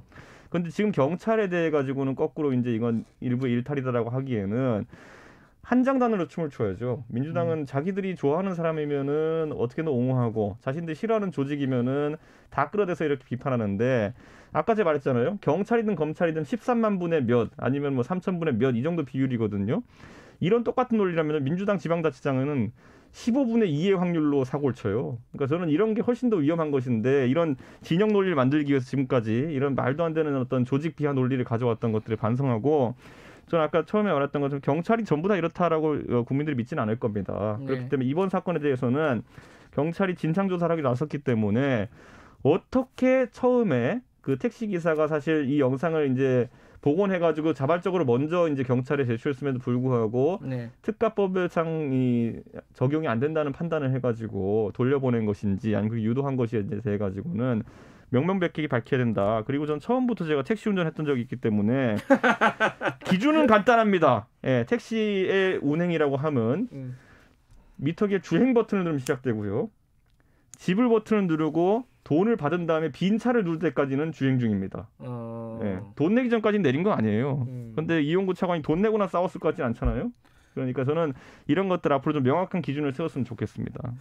택시기사 경험을 또 10분 살려갖고 말씀해 주셨습니다. 돈 내기 전까지 끝난 게 아닙니다. 예. 근데 이 그 검찰 조직을 뭐 와해시킨다 뭐 이런 말씀하셨는데 그 표현은 사실 동의하기는 좀 어렵고, 그러니까 저희가 이제 검찰 개혁을 얘기한 거는 이제 한 특정 조직을 와해시킨다라기보다 검찰에 이제 과하게 좀 집중이 되었던 권력을 좀 민주적으로 분배를 하는 시점이었다라고 보는 것이고, 그리고 동시에 좀 저랑 좀 다른 부분이 있다고 생각하는 게 뭐 민주당식 논리라고 얘기하셨는데 뭐 저도 그 부분에 10분 동의하기는 어렵습니다. 근데 검찰 몇몇의 잘못이든 경찰 몇몇의 잘못이든 어찌됐든 검찰과 경찰이 가지고 있는 그 파워를 생각했을 때, 그리고 그들이 가지고 있는 힘이 국민의 삶에 미치는 영향들을 하나하나 고려했을 때는 그들이 몇 명이든 집단이든 그 사람들이 저지른 잘못에 대해서는 책임을 무겁게 물을 수밖에 없는 부분이라고 생각을 하는 거죠. 이 부분은 좀 다른 것 같아요. 예, 요 얘기도 뭐 넘어가고, 박범계 법무부 장관 인사청문회 오늘인가요? 내일인가요? 잠깐만. 25일. 25일? 아, 그럼 오늘이네. 오늘이네. 그죠? 근데 어제 지금 야당에서 국민참여 인사청문회, 그러니까 뭐 이건 일종의 이벤트로 연 거잖아요. 네. 뭐 여러 가지 뭐 의혹 제기들이 있습니다. 뭐 이렇게 고시생 폭행 의혹 뭐 이런 것도 있고, 그리고 이제 재산 신고 뭐 이런 얘기도 있고 여러 가지가 있는데, 야당에서 지금 핵심적으로 바라보고 있는 게 뭔지 뭐 한 가지만 들어보죠. 저는 이제 폭행 사건 같은 경우에는 사실 박범계 후보자가 지금 진실 공방을 벌이고 있는 부분이 있고, 저는 그 외에 이제 여러 가지 의혹에 대해서 뭐 그 법무법인 출자 관련해 가지고 이해충돌 논란 이런 것도 있고, 이거는 청문회에서 굉장히 성실하게 후보자가 답변을 해야 된다. 근데 지금 저희가 이제 독자적인 어떤 시민 청문회 요구를 할 수밖에 없는 것이 이번 정부 들어가 가지고 자료 제출 요구에 대해 가지고 성실하게 답하지 않는 장관들이 굉장히 많습니다. 그렇기 때문에 그런 부분도 있고, 두 번째로는 기본적으로 지금 이 박범계 장관 후보자 같은 경우에는 그 처음에 아까 말했던 그 폭행 논란에 대해 가지고 자세가 지금 봤을 때는 사실 거짓 해명이라는 그런 어떤 입장을 저는 가지고 있거든요. 그렇기 때문에 이런 부분에 대해 가지고 사실 청문회라는 이렇게 보시면 돼요. 청문회라는 거는 대한민국의 어떤 사람이든지 간에 장관에 지목되면은 탈탈 털리게 되어 있고 그 안에서 많은 허물들이 드러날 겁니다, 보면은. 그런데 거기에 대해 가지고 얼마나 허심탄회하게 답을 할 수 있느냐에 대한 부분인데, 아직까지는 국민의 야당이나 좀 답답한 부분이 많은 것 같습니다. 답답한 상황이다. 그러니까 그러니까 툭 털어놓고 얘기하고 있지 않은 것 같다, 이런 말씀이시네요. 예전에 이제 박근혜 정부 시절에 보면은 이병기 국정원장이 이제 임명될 때 그때 그분도 보면 뭐 대선 자금부터 시작해가지고 여러 가지 지적되는 사안이 많았거든요. 근데 가가지고 뭐 지금까지 있었던 일 저 깊이 반성하고 잘못했습니다. 뭐 이렇게 하고 해가지고 그 당시 야당이었던 민주당 측에서도 그래 저런 자세라면은 일하셔도 된다 이랬거든요. 그러니까 사실 청문회라는 것이 법적 절차 아니라는 것, 그러니까 형사 절차가 아니라는 걸 감안해서 움직이셔야 되는 것이 아닌가 그렇게 생각합니다. 뭐 좀 특별히 이번에 여당 쪽에서는 뭐 관전 포인트가 있나요? 이제 아무래도 여러 가지 의혹이 제기가 됐고, 사실은 후보자께서 청문회 이전에 이제 개인적으로 무언가를 소명하거나 밝히겠다라는 스탠스가 아니셨고, 청문회 자리에서 소상히 밝히겠다라고 공식적으로 입장을 또 내셨어요. 그래서 아무래도 뭐 재산 신고 이런 부분이라든지 이런 것들을 또 아무래도 화두기도 하고 예민한 부분이라서 좀 소상한 설명과 상황, 뭐 허심탄회라는 단어가 사실은 딱 맞겠죠. 이 부분에 대해서 솔직하게 말씀을 또 하셔야 되는 부분들이 있지 않을까라고 근데 봅니다. 이제 저희가 그 청문회 소상히 밝히겠다라는 거, 사실 해명은 할 수 있을 때 제일 빨리 하는 게 좋거든요. 청문회에서 밝히겠다, 그다음에 검찰 조사에서 밝히겠다, 재판에서 밝히겠다 한 다음에 지금 입 닫고 계신 분이 있어서 그래요. 누군지 말씀 안 드리겠습니다. 알겠습니다. 이 뭐 두 분의 의견이 이건 일치하네요. 청문회 때 소상히 좀 밝혀달라. 청문회 한번 보면 될 것 같고, 선거 얘기 한 마디씩만 여쭤보고 마무리하죠. 남해당 얘기 한 마디씩만 여쭤볼까요? 이쪽 그 대진표가 여당은 만들어졌잖아요. 예. 박영선, 우상호 어떻게 보십니까? 저는 뭐 두 분의 색채는 선명히 다르다 저는 이렇게 보고요. 아무래도 여성과 남성으로 성별이 이제 갈린 것도 있겠지만은 우상호 의원이 어쨌든 지금까지 외로운 어쨌든 그 선거를 치르고 있었는데 네. 박영선 장관의 사실 이제 재벌 저격수 할 때도 그렇고요. 사실 여성 정치인으로서의 당찬 모습을 이제 기억하는 분들이 많을 텐데 이번에는 저는 이제 장관 퇴임하는 시점도 그렇고 이 출마를 결정하는 시점까지 다소 왜 이렇게 주춤하시는 것인가. 원래 박영선 장관이 굉장히 강단 있는 여성 정치인으로 유명했는데 그렇기 때문에 박영선 장관이 좀 선거에 대한 자신감이 좀 적은 것이 아니냐. 저는 그냥 다른 게 아니라 그 바라보는 입장에서 그런 느낌 좀 받았습니다. 그렇기 때문에 이게 아마 유권자들이 보기에도 비슷한 느낌이지 않을까. 알겠습니다. 박영선 장관은 지난번에도 서울시장 나오셨고 올해 준비해 오셨는데 정작 앞에서 그 약간 주저하시는 모습 자신 없은 거 하는구나. 이게 응원의 한마디인가요? 결론은? 자신감을 가지세요. 네. 야당 얘기 하나 해주시죠. 지금 안철수 단일화 뭐 이런 얘기들이 좀 복잡하게 돌아가고 있는데. 나 단일화 안 될 것 같다는 생각이 요즘 제일 많이 들고 사실은. 그래요? 네, 일단은 뭐 원래는 이제 안철수 후보 측에서 좀 이제 좀 여유가 있는 편이었잖아요. 국민의힘 쪽에 들어올 거면 들어와라 뭐 이런 느낌이었는데 이제 좀 그게 좀 바뀐 것 같다는 생각이 들고 아무래도 나경원 그리고 오세훈 이 두 후보가 나오면서 국민의힘 측에서도 좀 아쉬울 게 없는 상황이 된 게 아닌가라는 생각이 들어서 단일화는 결국 안 될 것이다라고 봅니다. 알겠습니다. 선거 얘기는 뭐 다음 주에도 좀 이어가죠. 여기까지 하겠습니다. 고맙습니다. 네, 감사합니다. 감사합니다. 정치사이다. 박성민 더불어민주당 최고위원, 이준석 국민의힘 전 최고위원이었습니다. 공정하고 깊이 있게 오늘 하루 이슈의 중심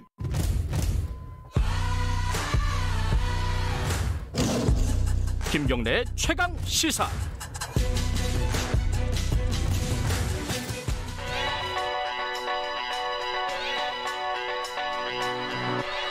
최강 시사 김수민의 눈. 네, 김수민의 눈, 김수민 평론가 나와 계십니다. 안녕하세요. 반갑습니다. 오늘은 노인 정치인에 대해서. 네. 누구죠? 이게 누구를 말씀하시는 거예요? 일단은 조 바이든 미국 대통령 취임식이 지난주에 있었는데 바이든 대통령이 역대 최고령 미국 대통령이죠. 그리고 이 자리에서 또 화제가 된 인물이 버니 샌더스 상원 의원인데 바이든 대통령보다도 한 살 더 많아요. 그래요? 이 두 노인 정치인을 보면서 노인 정치 현상 좀 준비를 해왔습니다. 나이가 90이죠, 두 분 다 거의. 예. 80. 80인가요? 80. 네. 80. 10살 정도를 더 올려버려서. 31년생이 아니라 41년생이구나. 네네. 예. 그 특히 이제 샌더스 의원 같은 경우는 다른 참석자하고는 완전히 다른 옷차림을 하고 나왔어요. 점퍼를 걸치고 털장갑을 끼고. 굉장히 화제더라고요. 예, 샌더스 의원은 버몬트가 지역구인데 버몬트 사람들은 멋진 패션을 고려하지 않고 그저 따뜻하기만을 원한다라고 밝혔습니다. 이 샌더스 의원의 그 점퍼 차림의 이 장갑, 털장갑이라고 해야 되나? 털 뜨개실로 만든 그 장갑을 끼고 앉아 있는 모습이 온갖 합성 사진으로 다 지금 퍼져나가고 있습니다. 그죠? 인터넷 용어로 밈이라고 하는데요. 예. 이게 자세도 좀 특이해요. 이렇게 다리를 꼬고 앉아 있고 양손을 엇갈리게 포개 놓고 마스크 위로 드러난 눈빛이나 표정도 좀 불만스러워 보이거든요. 이런 것들이 드라마 왕좌의 게임하고 합성이 된다거나 주한미국 대사관에서도 합성 대열에 동참을 했는데 사랑의 김장 담가주기 행사 뒤에 샌더스가 마치 김치를 기다리듯이 앉아있는 이런 사진이 또 올라오기도 했고 보헤미안 랩소디 퀸의 음반 표지에 보면 멤버 4명이 나오는 장면이 있는데 거기에 프레디 머큐리가 팔을 엇갈리게 하고 있는 그 사진이 있거든요. 거기다가 이제 샌더스 의원을 합성한다거나 이런 것도 있고 제가 제일 재밌었던 거는 이 샌더스 의원이 손이 이렇게 포개져 있으니까 말춤 출 때 동작하고 좀 비슷하거든요. 그래서 싸이 씨 사진 옆에다가 샌더스 의원 합성해 놓은 것도 있더라고요. 우리 국회 본회의장에 앉아 있는 그런 합성 사진 만들면 재밌을 것 같다는 생각이 드네요. 네. 아마 누군가 만드셨을 수도 있겠습니다. 이게 샌더스 의원이 나이가 80인데도 네. 젊은 층하고 굉장히 인기가 많고 교류가 많다면서요? 그렇습니다. 미국의 여론조사를 보면은 네. 20, 30대가 사회주의를 지지한다라고 40% 이상이 응답을 하고 있습니다. 사회주의 국가인가요? 왜 이래요 여기? 사회주의란 말이 불온시된 세월이 길었을 텐데 네. 젊은 세대 입장에서는 저 할아버지가 옛날부터 사회주의 그거 했었대. 네. 이렇게 될 수 있는 거겠죠. 이게 노인 정치인의 첫 번째 강점으로 제가 꼽는 게 살아온 인생 자체가 증거가 된다. 신뢰에 기반이 된다라고 하는 거고 바이든 대통령 물론 마찬가지라고 볼 수 네. 있겠습니다. 샌더스 성대모사 가능합니까? 목소리를 귀 기울여 들은 적이 없어요. 6000님이 네. 여기서 왜 성대모사 안 하냐고. 네. 아마 제가 할 때마다 안 비슷하다 그래서 네. 주눅 들은 거 아니냐 이런 말씀. 제가 아침에 약간 컨디션이 안 좋군요. 네. 네. 성대모사를 해야겠다는 의지가 약간 약해져요. 예, 저녁에는 샌더스 꼭 성대모사를 해주시기 바라겠습니다. 근데 이제 아무리 근데 본인이 살아온 게 증거고 그것이 젊은 층과의 친화력이 있다고 하더라도 나이 차이가 한 5, 60이 나버리면은 이거는 좀 쉽지 않잖아요, 사실. 근데 어떻게 보면 청년과 노인이 더 편한 관계를 맺을 수 있다는 거를 그래요? 유념할 필요가 있겠습니다. 같은 세대끼리는 불화하기 쉬운 게 계속 경쟁을 해야 되죠. 입시, 취업, 연애에서도 그럴 테고, 그럼요. 네, 육아 이런 것들이 있는데 그리고 또 청년 입장에서 중년 세대하고 많이 부딪힙니다. 집안에서도 부모 자녀뻘 사이가 더 안 좋죠. 근데 조부모는 오히려 손자 손녀 잘 이해해주고 이런 것들이 있지 않겠습니까? 예. 그리고 노인 입장에서도 중년들이 더 짜증나게 한다라고 생각할 수 있는 거겠죠. 예. 그래서 이제 이런 세대적인, 그러니까 오히려 한데 걸러서 만나는 것이 더 편할 수도 있는 이런 것들도 청년의 노인 정치인 지지 현상하고 맞닿아 있고 사실은 노인 정치인 현상이 이면은 청년의 생각이다. 이것이 하나의 또 청년 정치의 현상이다라고 볼 수도 있을 것 같습니다. 또 이 노인 정치인에 대한 지지 이면에는 중년 정치인들을 못 믿겠다라고 하는 것도 깔려 있는 거죠. 중년 정치를 못 믿겠다. 생각나는 나라가 있습니다. 네. 설명을 좀 해주시죠. 프랑스, 캐나다, 한국. 그렇죠. 이렇게 저는 한국을 보는데. 생각했어요. 그래요? 예. 네.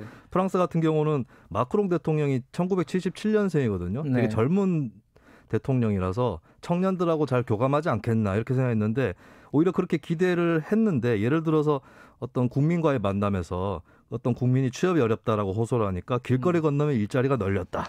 이런 식으로 반응을 한다거나 약간 또 꼰대. 네, 어떤 정책들은 또 반서민적이다 이런 평가를 받으면서 오히려 지지율이 굉장히 급락했었고 또 캐나다의 트루도 총리 같은 경우는 선거법 개혁 공약을 어긴다거나 또 법무부 장관에게 수사 압력을 넣는다거나 이런 것들 때문에 위선적이다라고 여론이 돌아서고 있는 그런 상태죠. 한국도 좀 청년 세대가 86 정치인들을 그렇게 선호하지 않는 그런 현상이 또 있는 것이죠. 기득권으로 바라보는 그 시각이 좀 있죠. 예, 그러다 보면은 차라리 더 나이 많은 그러나 신념을 지켜온 이런 노인 정치인이 더 마음에 든다 이런 생각을 할 수 있습니다. 근데 우리나라 생각해 보면 노인 정치에 대해서 청년들이 막 선호한다? 이런 느낌은 또 없어요. 이게 아마 미국과는 달리 세대 간의 이념 격차가 커서 좀 그런 부분이 있는 것 같고 근데 가만히 보면 김종인 비대위원장이라든지 민주당의 이해찬 전 대표라든지 중년 정치인에 비해서는 욕을 좀 덜 먹지 않았는가.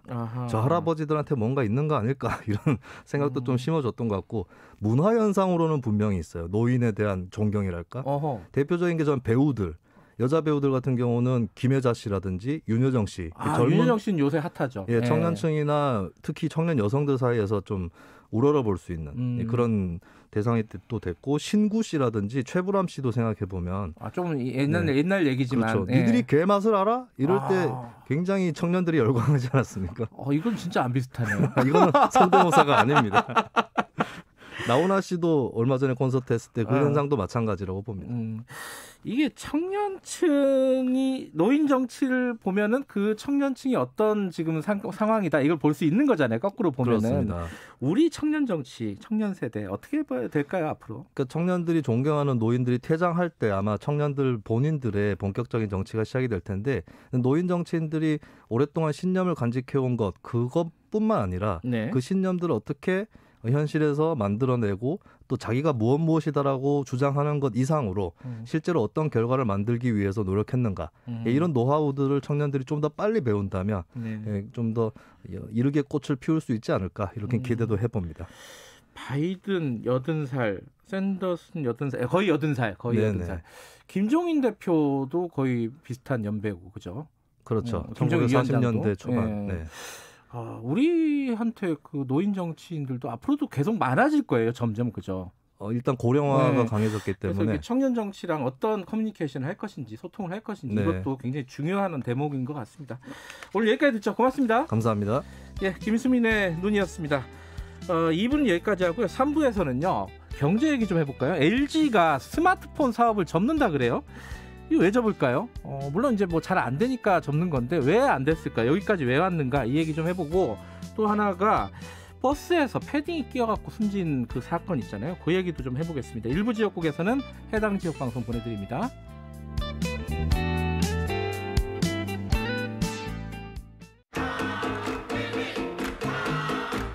요즘 속 터지고 답답한 뉴스만 머리가 아프다. 아이고 지끈지끈해 그런 사람들 있지 않습니까? 그러면은 주진우 라이브 들으시면 저희가 정리 잘 해드릴 테니까 걱정 마시고요. 자, 일로 오십시오. 주진우 라이브로 코로나 시대 시사 매일 오후 5시 5분 주진우 라이브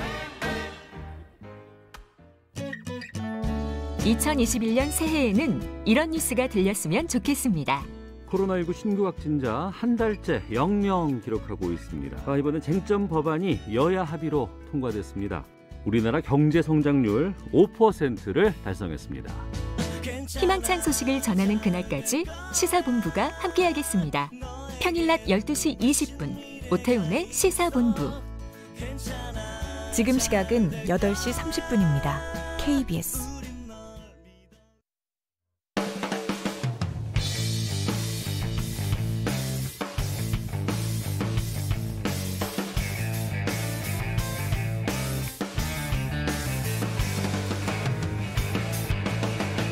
김경래의 최강 시사.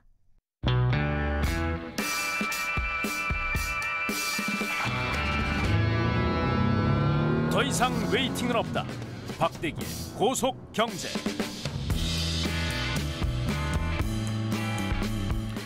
네, 박대기의 고속 경제. KBS 박대기 기자 나와 계십니다. 안녕하세요. 네, 안녕하십니까? 자, 지난주에 굉장히 경제계에서는 큰 뉴스였어요. 네. LG전자가 휴대폰 사업을 접는다. 네. 공식적인 결정입니까? 지금 어디까지 와 있는 거예요, 이 얘기가? 일단 공식 멘트로는 이렇게 말했습니다. 모든 가능성을 열어놓고 검토 중이다. 그건 뭐 항상 하는 얘기고. 예. 그런데 이제 뭐 그런 사실이 없다라고 이때까지 했었거든요. 예. 그러다가 이제 이 말로 바뀐 걸로 봐서는 예.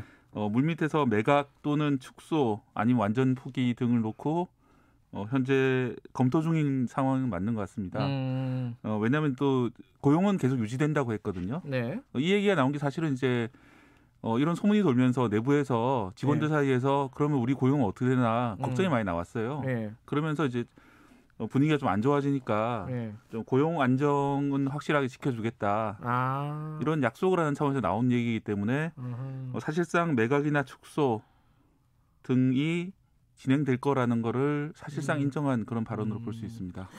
자, LG가 휴대폰 사업을 접는다. 이게 뭐 여러 가지 이제 할 얘기가 있습니다. 이제 앞으로 어떻게 휴대폰 시장이 어떻게 될 것인가도 네. 있고, LG는 그럼 왜 여기까지 왔는가? 네. 좀 안 좋은 얘기네요, LG한테는. 네. 어쨌든 그런 얘기를 할 수도 있고, 일단은 LG 휴대폰이 사실은 한때는 굉장히 잘 나갔어요. 기억에. 네. 뭐 유명한 폰들이 있잖아요. LG도. 그죠? 뭐 샤인폰, 프라다폰 많이 있었어요. 그다음에 초콜릿폰도 엄청 많이 팔렸었고요. 초콜릿폰은 뭐 김태희 씨. 예. 그죠? 그래서 사실은 이 뉴스가 LG 쪽에서는 그렇게 큰 뉴스가 될까 이런 생각을 많이 했었어요. 그냥 왜요? 그냥 자기 회사 내부 문제인데 왜 사람들이 관심을 가질까 이렇게 반문을 하던데 예. 제가 보기에는 이게 추억의 힘입니다. 사람들이 다 LG 전화기를 한 번은 써왔던 과거 추억이 있거든요. 저도 썼으니까. 예, 문자를 보내. 어떤 모델 쓰셨어요? 예전에 이 기억은 안 나요. 근데 뭐 사이언? 예, LG 모델 중에 아마, 그 중에 아마 하나 썼던 것 같아요. 그래서 그 스마트폰 되기 전에. 예, 누군가 다들 이제 손에 들고 한 번 써봤던 그런 추억 때문에 친숙하게 다가오고 좀 이런 것이 이제 더 이상 계속되지 않을 가능성이 높다고 하니까 좀 아쉬워하는 그런 반응 보이는 것 같습니다. 휴대폰 그 스마트폰도 썼었다. G2 G2인가? 네. 뭐 그쯤 모델인데 LG 스마트폰 중 가장 성공적이었던 모델. 아 그래요? 네. 제가 근데 잘 기억을 못하는 게 산지 얼마 안 돼서 잊어버렸어요. 자, 근데 이게 결국 스마트폰 그 사업을 접는다는 게 뭐 쉽게 말하면은 잘 안 팔리니까 네. 상황이 안 좋으니까 접는다 이렇게 보면 되는 거죠. 일단 그 누적 적자가 최근 6년간 누적 적자가 5조 원입니다. 해마다 1조 원에서 뭐 적어도 한 7천억 원씩 적자가 나오고 있는 상황이기 때문에 해마다 1조 원이요? 또 23분기 연속으로 적자입니다. 그러니까 거의 만 6년 동안 적자가 계속되고 있기 때문에 예. 더 이상 이제 사업을 끌고 가기 어렵다 이런 경영 판단을 내린 걸로 보입니다. 뭐 그럼 아주 뭐 객관적인 수치인 거고. 네. 그럼 왜 이렇게 안 좋아졌을까? 한때 잘 나가던 LG 휴대폰이 왜 그런 거예요, 이거는? 가장 중요한 거는 스마트폰 시대에 적응을 실패를 한 겁니다. 적응을 실패했다. 못했던 것이고 스마트폰 시대 초창기가 이제 2007년에서 2010년까지인데요. 네. 스마트폰이 본격적으로 시작된 게 애플에서 이제 아이폰을 내놓았기 때문이죠. 네. 2007년도에 스티브 잡스가 이제 발표를 이제 멋있게 하면서 아이폰으로 이제 그 휴대전화 판도가 바뀌었는데 네. 사실 우리나라에는 애플 아이폰이 들어온 게 2009년에 돼서에 들어왔거든요. 네. 한 2년 정도의 시간이 있었습니다. 아, 맞아. 그때 막았었어요. 네, 뭐가 그때, 허가가 안 난다고. 그렇죠. 통신사에서는 직접 인터넷 접속을 허용 안 하는 이런 식으로 해서 한 2년 정도 국내에서 뒤따라갈 그럴 기회들이 있었는데 그 네. 소중한 시간을 좀 한마디로 말해서 약간 좀 다른 삽질로 많이 삽질냈다. 예. 다양한 휴대폰을 만들긴 했어요. 그때 윈도우 폰도 만들고 안드로이드 폰도 만들고 또는 이제 피처폰이라고 이제 원래 전통적인 휴대폰을 피처폰이라 부르는데요. 그때 그 무렵이 한참 그 LG 전자 휴대폰이 잘 나갈 때였어요. 네. 초콜릿폰이나 프라다폰이 성공한 직후였기 때문에 우리는 계속 이런 구형 그 휴대폰을 계속 만들면 성공할 수 있겠다. 그런 판단도 잠깐 했던 것 같습니다. 그러면서 좀 우왕좌왕하면서 여러 가지를 만들다가 결과적으로는 시장에서 뒤처지게 된 거죠. 그 뒤에 좀 방향을 다르게 잡아서 2010년대 중반에는 아까 말씀하셨던 G2라든지 몇 개 성공한 작품도 있었는데 예. 그 이후에는 이제 중국 업체들이 많이 강하게 추격해 왔거든요. 샤오미라든지 화웨이라든지 이런 중국 업체들이 올라오면서 가격을 무기로 예, 점점 가격에서도 메리트가 없어지고 하면서 결국은 2015년 이후에는 거의 몰락하는 단계로 접어들었다 보입니다. 근데 삼성도 생각해 보면은 삼성은 지금 뭐 휴대전화로 세계 뭐 최강자잖아요. 뭐 애플하고 같이. 네.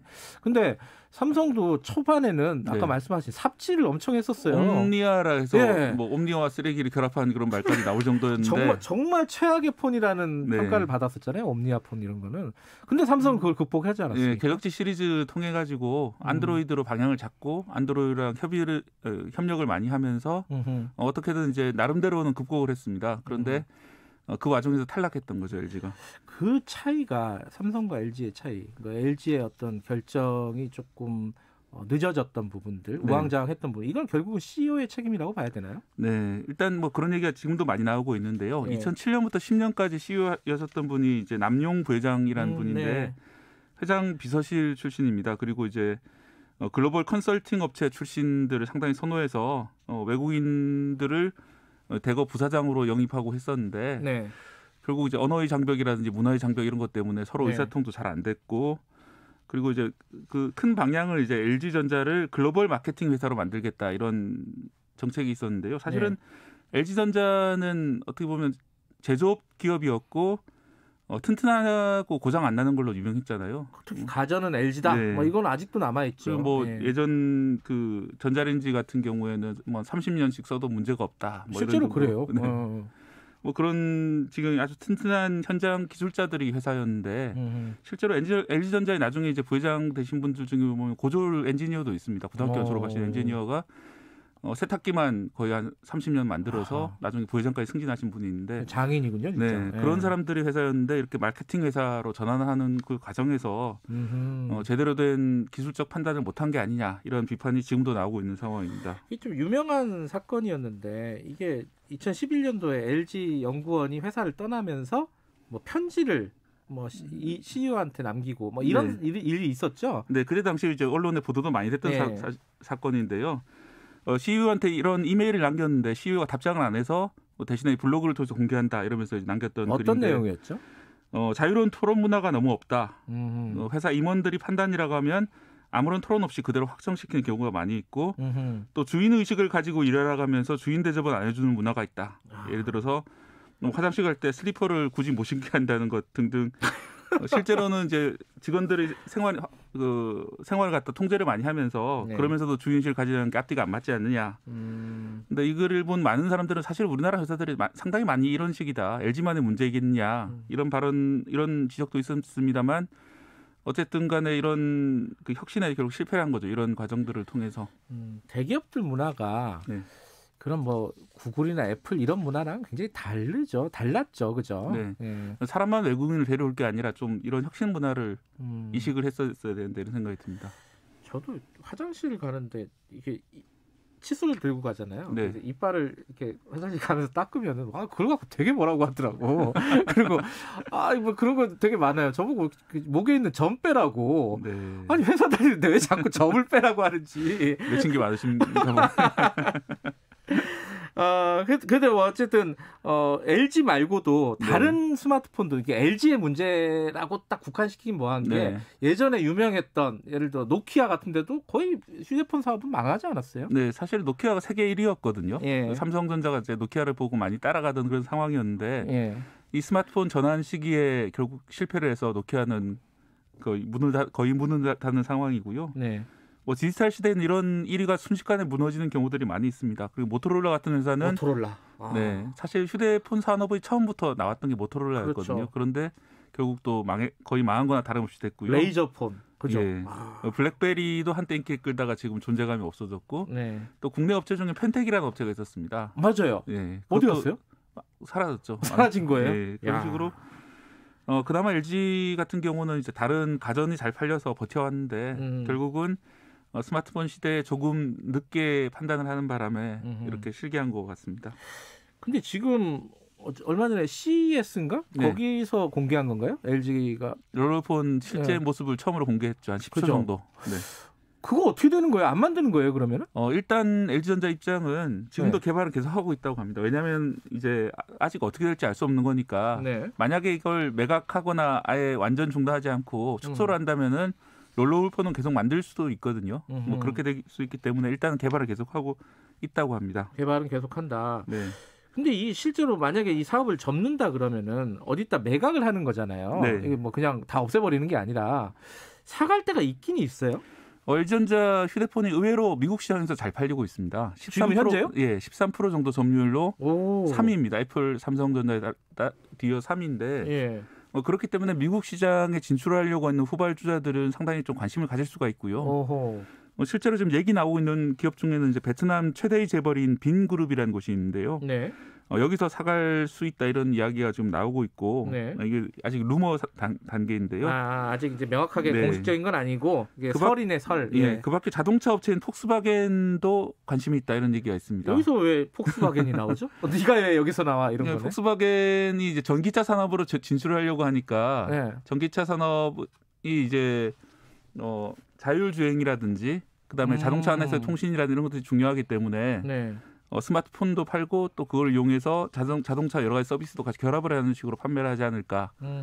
이것도 역시 루머입니다만 아직까지 나오고 있는 얘기고요. 이것도 설이고. 네. 또 구글이 관심이 있다는 얘기가 나오고 있습니다. 구글이요? 네.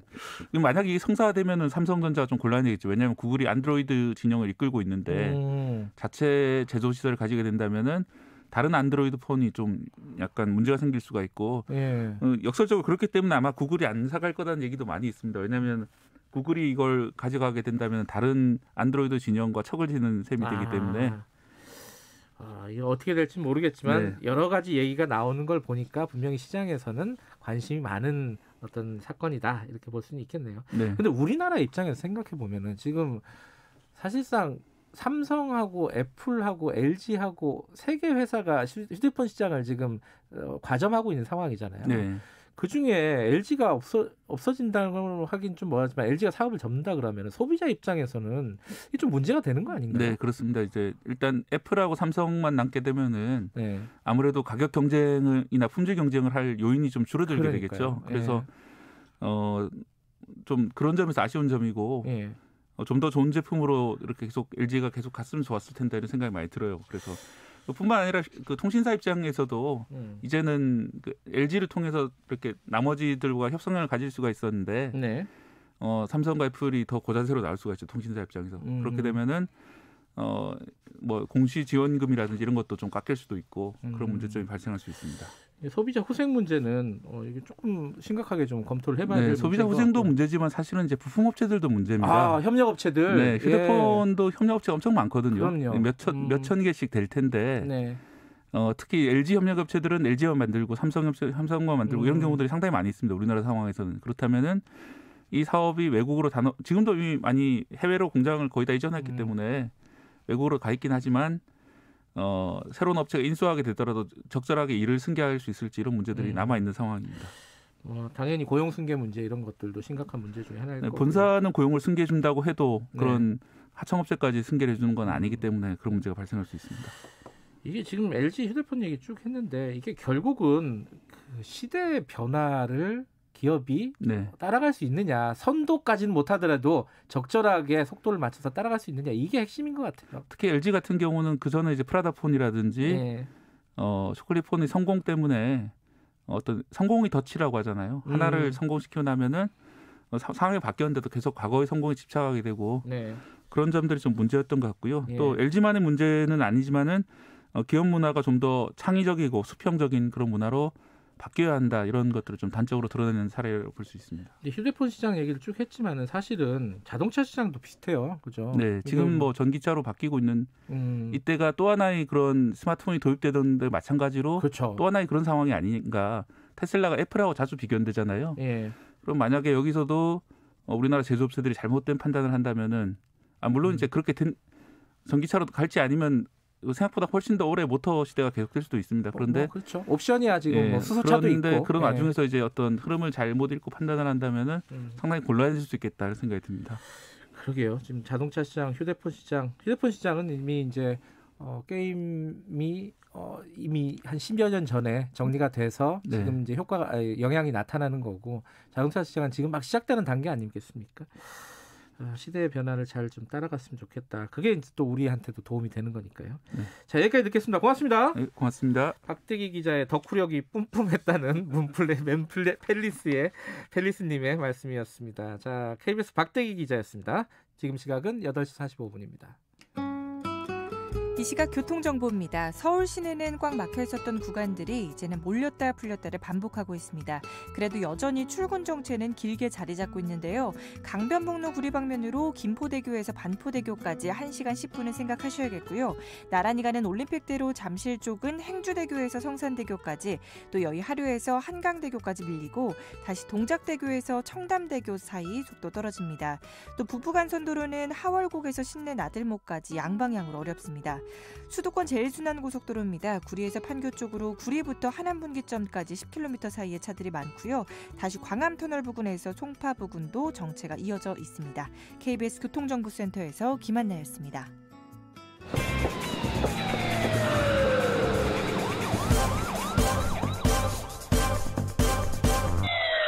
김경래 최강시사. 네, 버스에서 내리던 승객이 옷이 문에 끼어 있는데 그걸 모르고 버스가 출발을 해가지고 결국 안타깝게 사망하는 사건이 발생을 했습니다. 이게 좀 이제 우리가 버스는 굉장히 친숙하게 매일매일 이용하는 물건이기 때문에 여기서 어떤 위험이 발생된다면은 굉장히 좀 두려울 수밖에 없는 부분이거든요. 이건 좀 시스템이나 이런 부분들을 좀 심각하게 고민해야 될 부분입니다. 김필수 대림대 자동차학과 교수님과 얘기 좀 나눠볼게요. 교수님 안녕하세요. 네, 안녕하세요. 이 가장 궁금한 게 뭐 지하철도 그렇지만은 문에 이렇게 옷이 끼면은 출발이 기본적으로 안 되도록 해야 되는 거 아니냐? 이게 맞습니다. 기술적으로는 어떻게 돼 있습니까 지금? 지금 현재로는 센서가 버스에는 두 가지 센서가 들어가 있습니다. 출입문 센서라고 해서요.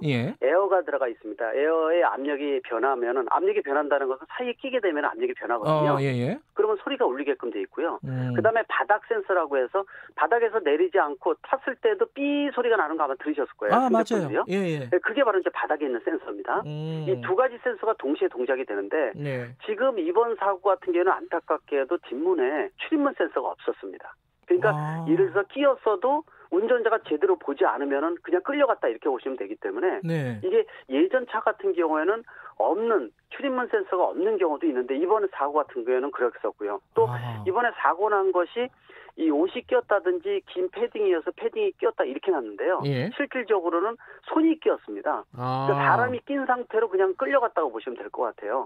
그래서 굉장히 안타까운 사고였었는데 어떻게 보면은 아직 경찰에서 완전 조사가 끝나서 발표는 하지 않았지만은 네. 종합적인 인재로 보는 이유가 예. 센서가 없어서 낀 것도 문제인, 그러니까 어떻게 보면 차량에 대한 완전한 첨단 장치가 장착이 미장착된 것도 문제였지만 네. 또 한 가지는 출발하자마자 내리지 않았는데 완전히 내린 것을 확인하지 않고 출발한 운전자의 과실에 대한 부분들, 그러니까 종합적인 부분이 이번 사고를 불러일으켰다 이렇게 추정이 되고 있습니다. 근데 제가 이제 여러 가지 보도를 보니까 네. 이게 이 센서 자체가 뭐 한 네. 2, 3cm 정도 되는 작은 어떤 끼임에는 작동하지 않기 때문에 센서가 네. 있었어도 아마 안 됐을 거다 이렇게 얘기하는 쪽도 있더라고요. 맞습니다. 그것도 틀리지 않습니다. 왜 그래요? 그러냐면요. 아까 에어 센서라고 말씀드렸는데 이게 얇은 거가 끼었다든지 하게 되면은 압력 센서가 동작을 안 돼요. 그래서 예를 들어서 지하철 같은 경우 아마 타보셨을 때 가방끈 같은 거 꼈는데 닫힌 채로 달리는 경우는 맞아요. 많습니다. 예. 안에 들어갔는데 낀 상태로 그냥 안에서 가는 겁니다. 예, 그런 기억이 있어요. 그게 바로 센서가 완벽치 못하다는 겁니다. 지금 나와 있는 센서는 그런 부분에 한계점이 분명히 있기 때문에 네. 큰 물건이 꼈다든지 하게 되면은 닫혔다가 다시 열리는데 네. 이렇게 얇고 인지가 제대로 안 되는 것은 센서의 한계라고 봐야 되기 때문에요. 예. 이러한 장착을 문이라든지 바닥에 해놓는다 하더라도 결국은 움직이는 거 운전하는 건 사람이거든요. 예. 그만큼 이제 운전자가 얼마만큼 여유 있게 운전하느냐, 또 안전장치에 대한 작동 여부, 또 사람이 승하차에 대한 것들을 확인하고 내리고 타는 이런 여유에 대한 것들인데 이런 부분들 특히 배차 간격에 대한 문제라든지 또 버스 회사의 이 정기적인 안전교육 뭐 여러 가지 문제가 겹쳤다고 볼 수가 있겠죠. 일단요. 그러니까 지금 말씀하시는 걸 보니까 센서가 없는 것도 문제고 센서가 네. 있다 하더라도 그 민감성 여부 같은 것들은 기술적인 문제가 또 되는 거고요.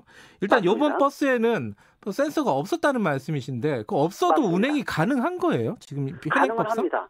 센서가 의무화되는 건 아니고요. 그래요? 또 모든 것이 버스가 수명이 11년이거든요. 네. 그래서 초기에 나오는 것들 버스 중에서는 물론 이제 대도시 같은 경우에는 이 저상 버스라든지 첨단 장치가 장착된 버스가 거의 다 그런 차량부터 먼저 바꾸거든요. 네. 그러나 아직도 지자체 중에서는 이렇게 좀 센서가 없는 차량도 상당히 많이 다니고 있다 분명히 말씀드릴 수가 있기 때문에 네. 그래서 결국은 이 얼마만큼의 버스의 그 배차 간격이라든지 안전운전, 근무 환경 개선 이런 부분들이 어느 때보다도 중요하지 않나 이렇게 강조할 수가 있습니다. 그러니까 말하자면은 이 승객이 내린 거를 한 3초만 더 확인했어도 맞습니다. 아마 사고는 안 일어났을 것이다 이렇게들 많이 얘기하잖아요. 특히 이제 그래서 버스에 대한 부분들, 안전에 대한 부분들을 좀 집중적으로 교육을 할 때 가장 중요하다는 게 아마 타시는 분들 아찔한 경우 있을 겁니다.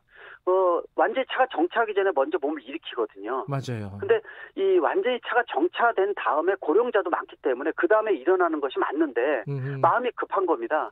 그러다 보니까 습관화가 몸에 돼 있고요. 문 앞에 다 가서 기다리잖아요. 맞습니다. 버스. 기다리고 카드 태그를 하고요. 이거 아마 경험이 있으신데 젊은 친구들도 이 잡을 때 차가 차로 변경하다면 몸이 흔들거리는데 고령자분들은 이걸 못 견디거든요. 2019년에 경남 진주에서 여고생 전신마비도 타자마자요. 네. 이 급차로 변경을 하는 바람에 이 친구가 넘어지면서 목을 크게 다쳐서 전신마비가 된 사람입니다. 네. 그러니까 예를 들어서 이 탑승한 다음에도 한 3초, 4초 후에 출발하는 요령이 있죠. 이번 같은 경우도 그렇습니다.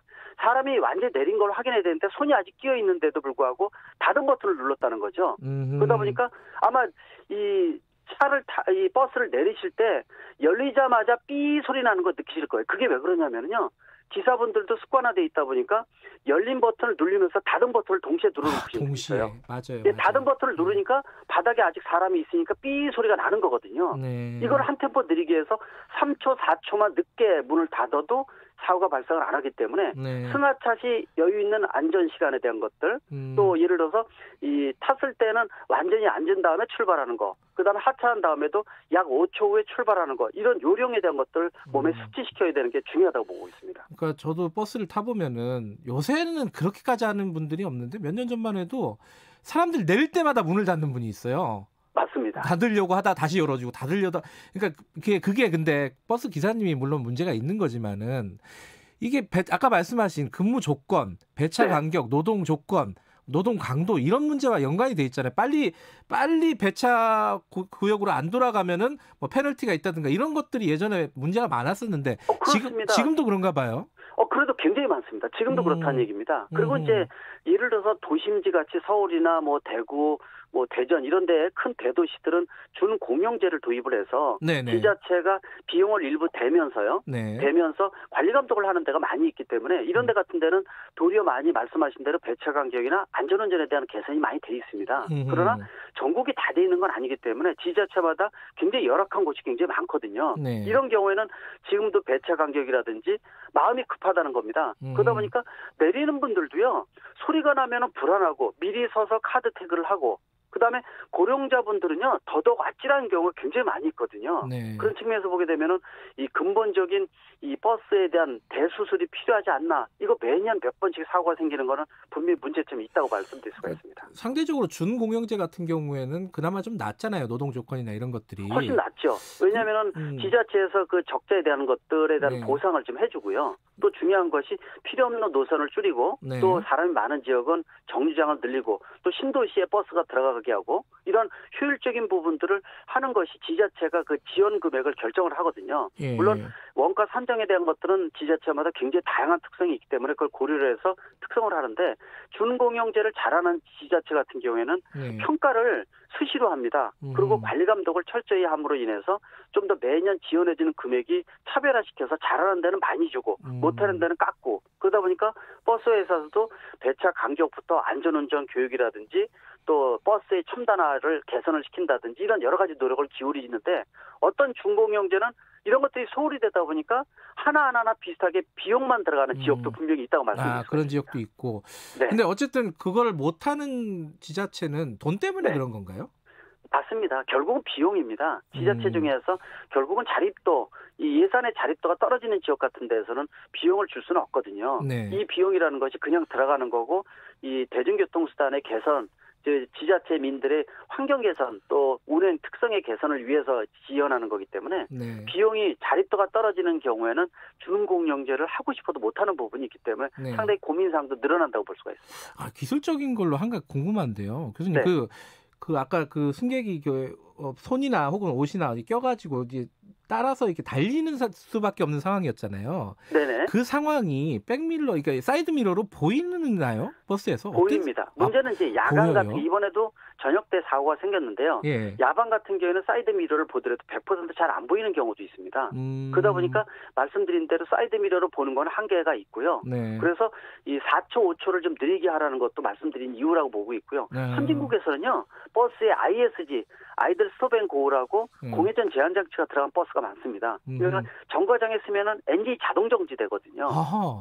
그다음에 탄 다음에 시동을 켜려면 브레이크에서 발을 떼면 그때서 시동이 걸리니까 이 공회전 제한 장치가 동작되는 이런 기간에는 출발할 수가 없어요. 그러니까 자연스럽게 내리고 탈 때 시간적인 여유를 벌 수가 있습니다. 이게 굉장히 중요한 거거든요. 그래서 이렇게 여유 있게 하는 이 세뇌 교육도 굉장히 중요하지만 이런 장치를 통해서 좀 더 내릴 때도 그렇고 출발할 때도 그렇고 한 4, 5초 정도 안전 시간을 확보를 해주게 되면은 확실하게 이 안전하게 출발할 수가 있는데 사이드 미러만 보고 출발하지 말고요. 4, 5초 정도 이후에 출발하면은 사람이 안 타더라도 좀 기다렸다 출발하는 선중에서 많이 볼 수가 있습니다. 김필수 교수님이었습니다. 고맙습니다. 네, 감사합니다. 자, 오늘 여기까지 하고요. 내일 아침 7시 20분에 다시 돌아오겠습니다.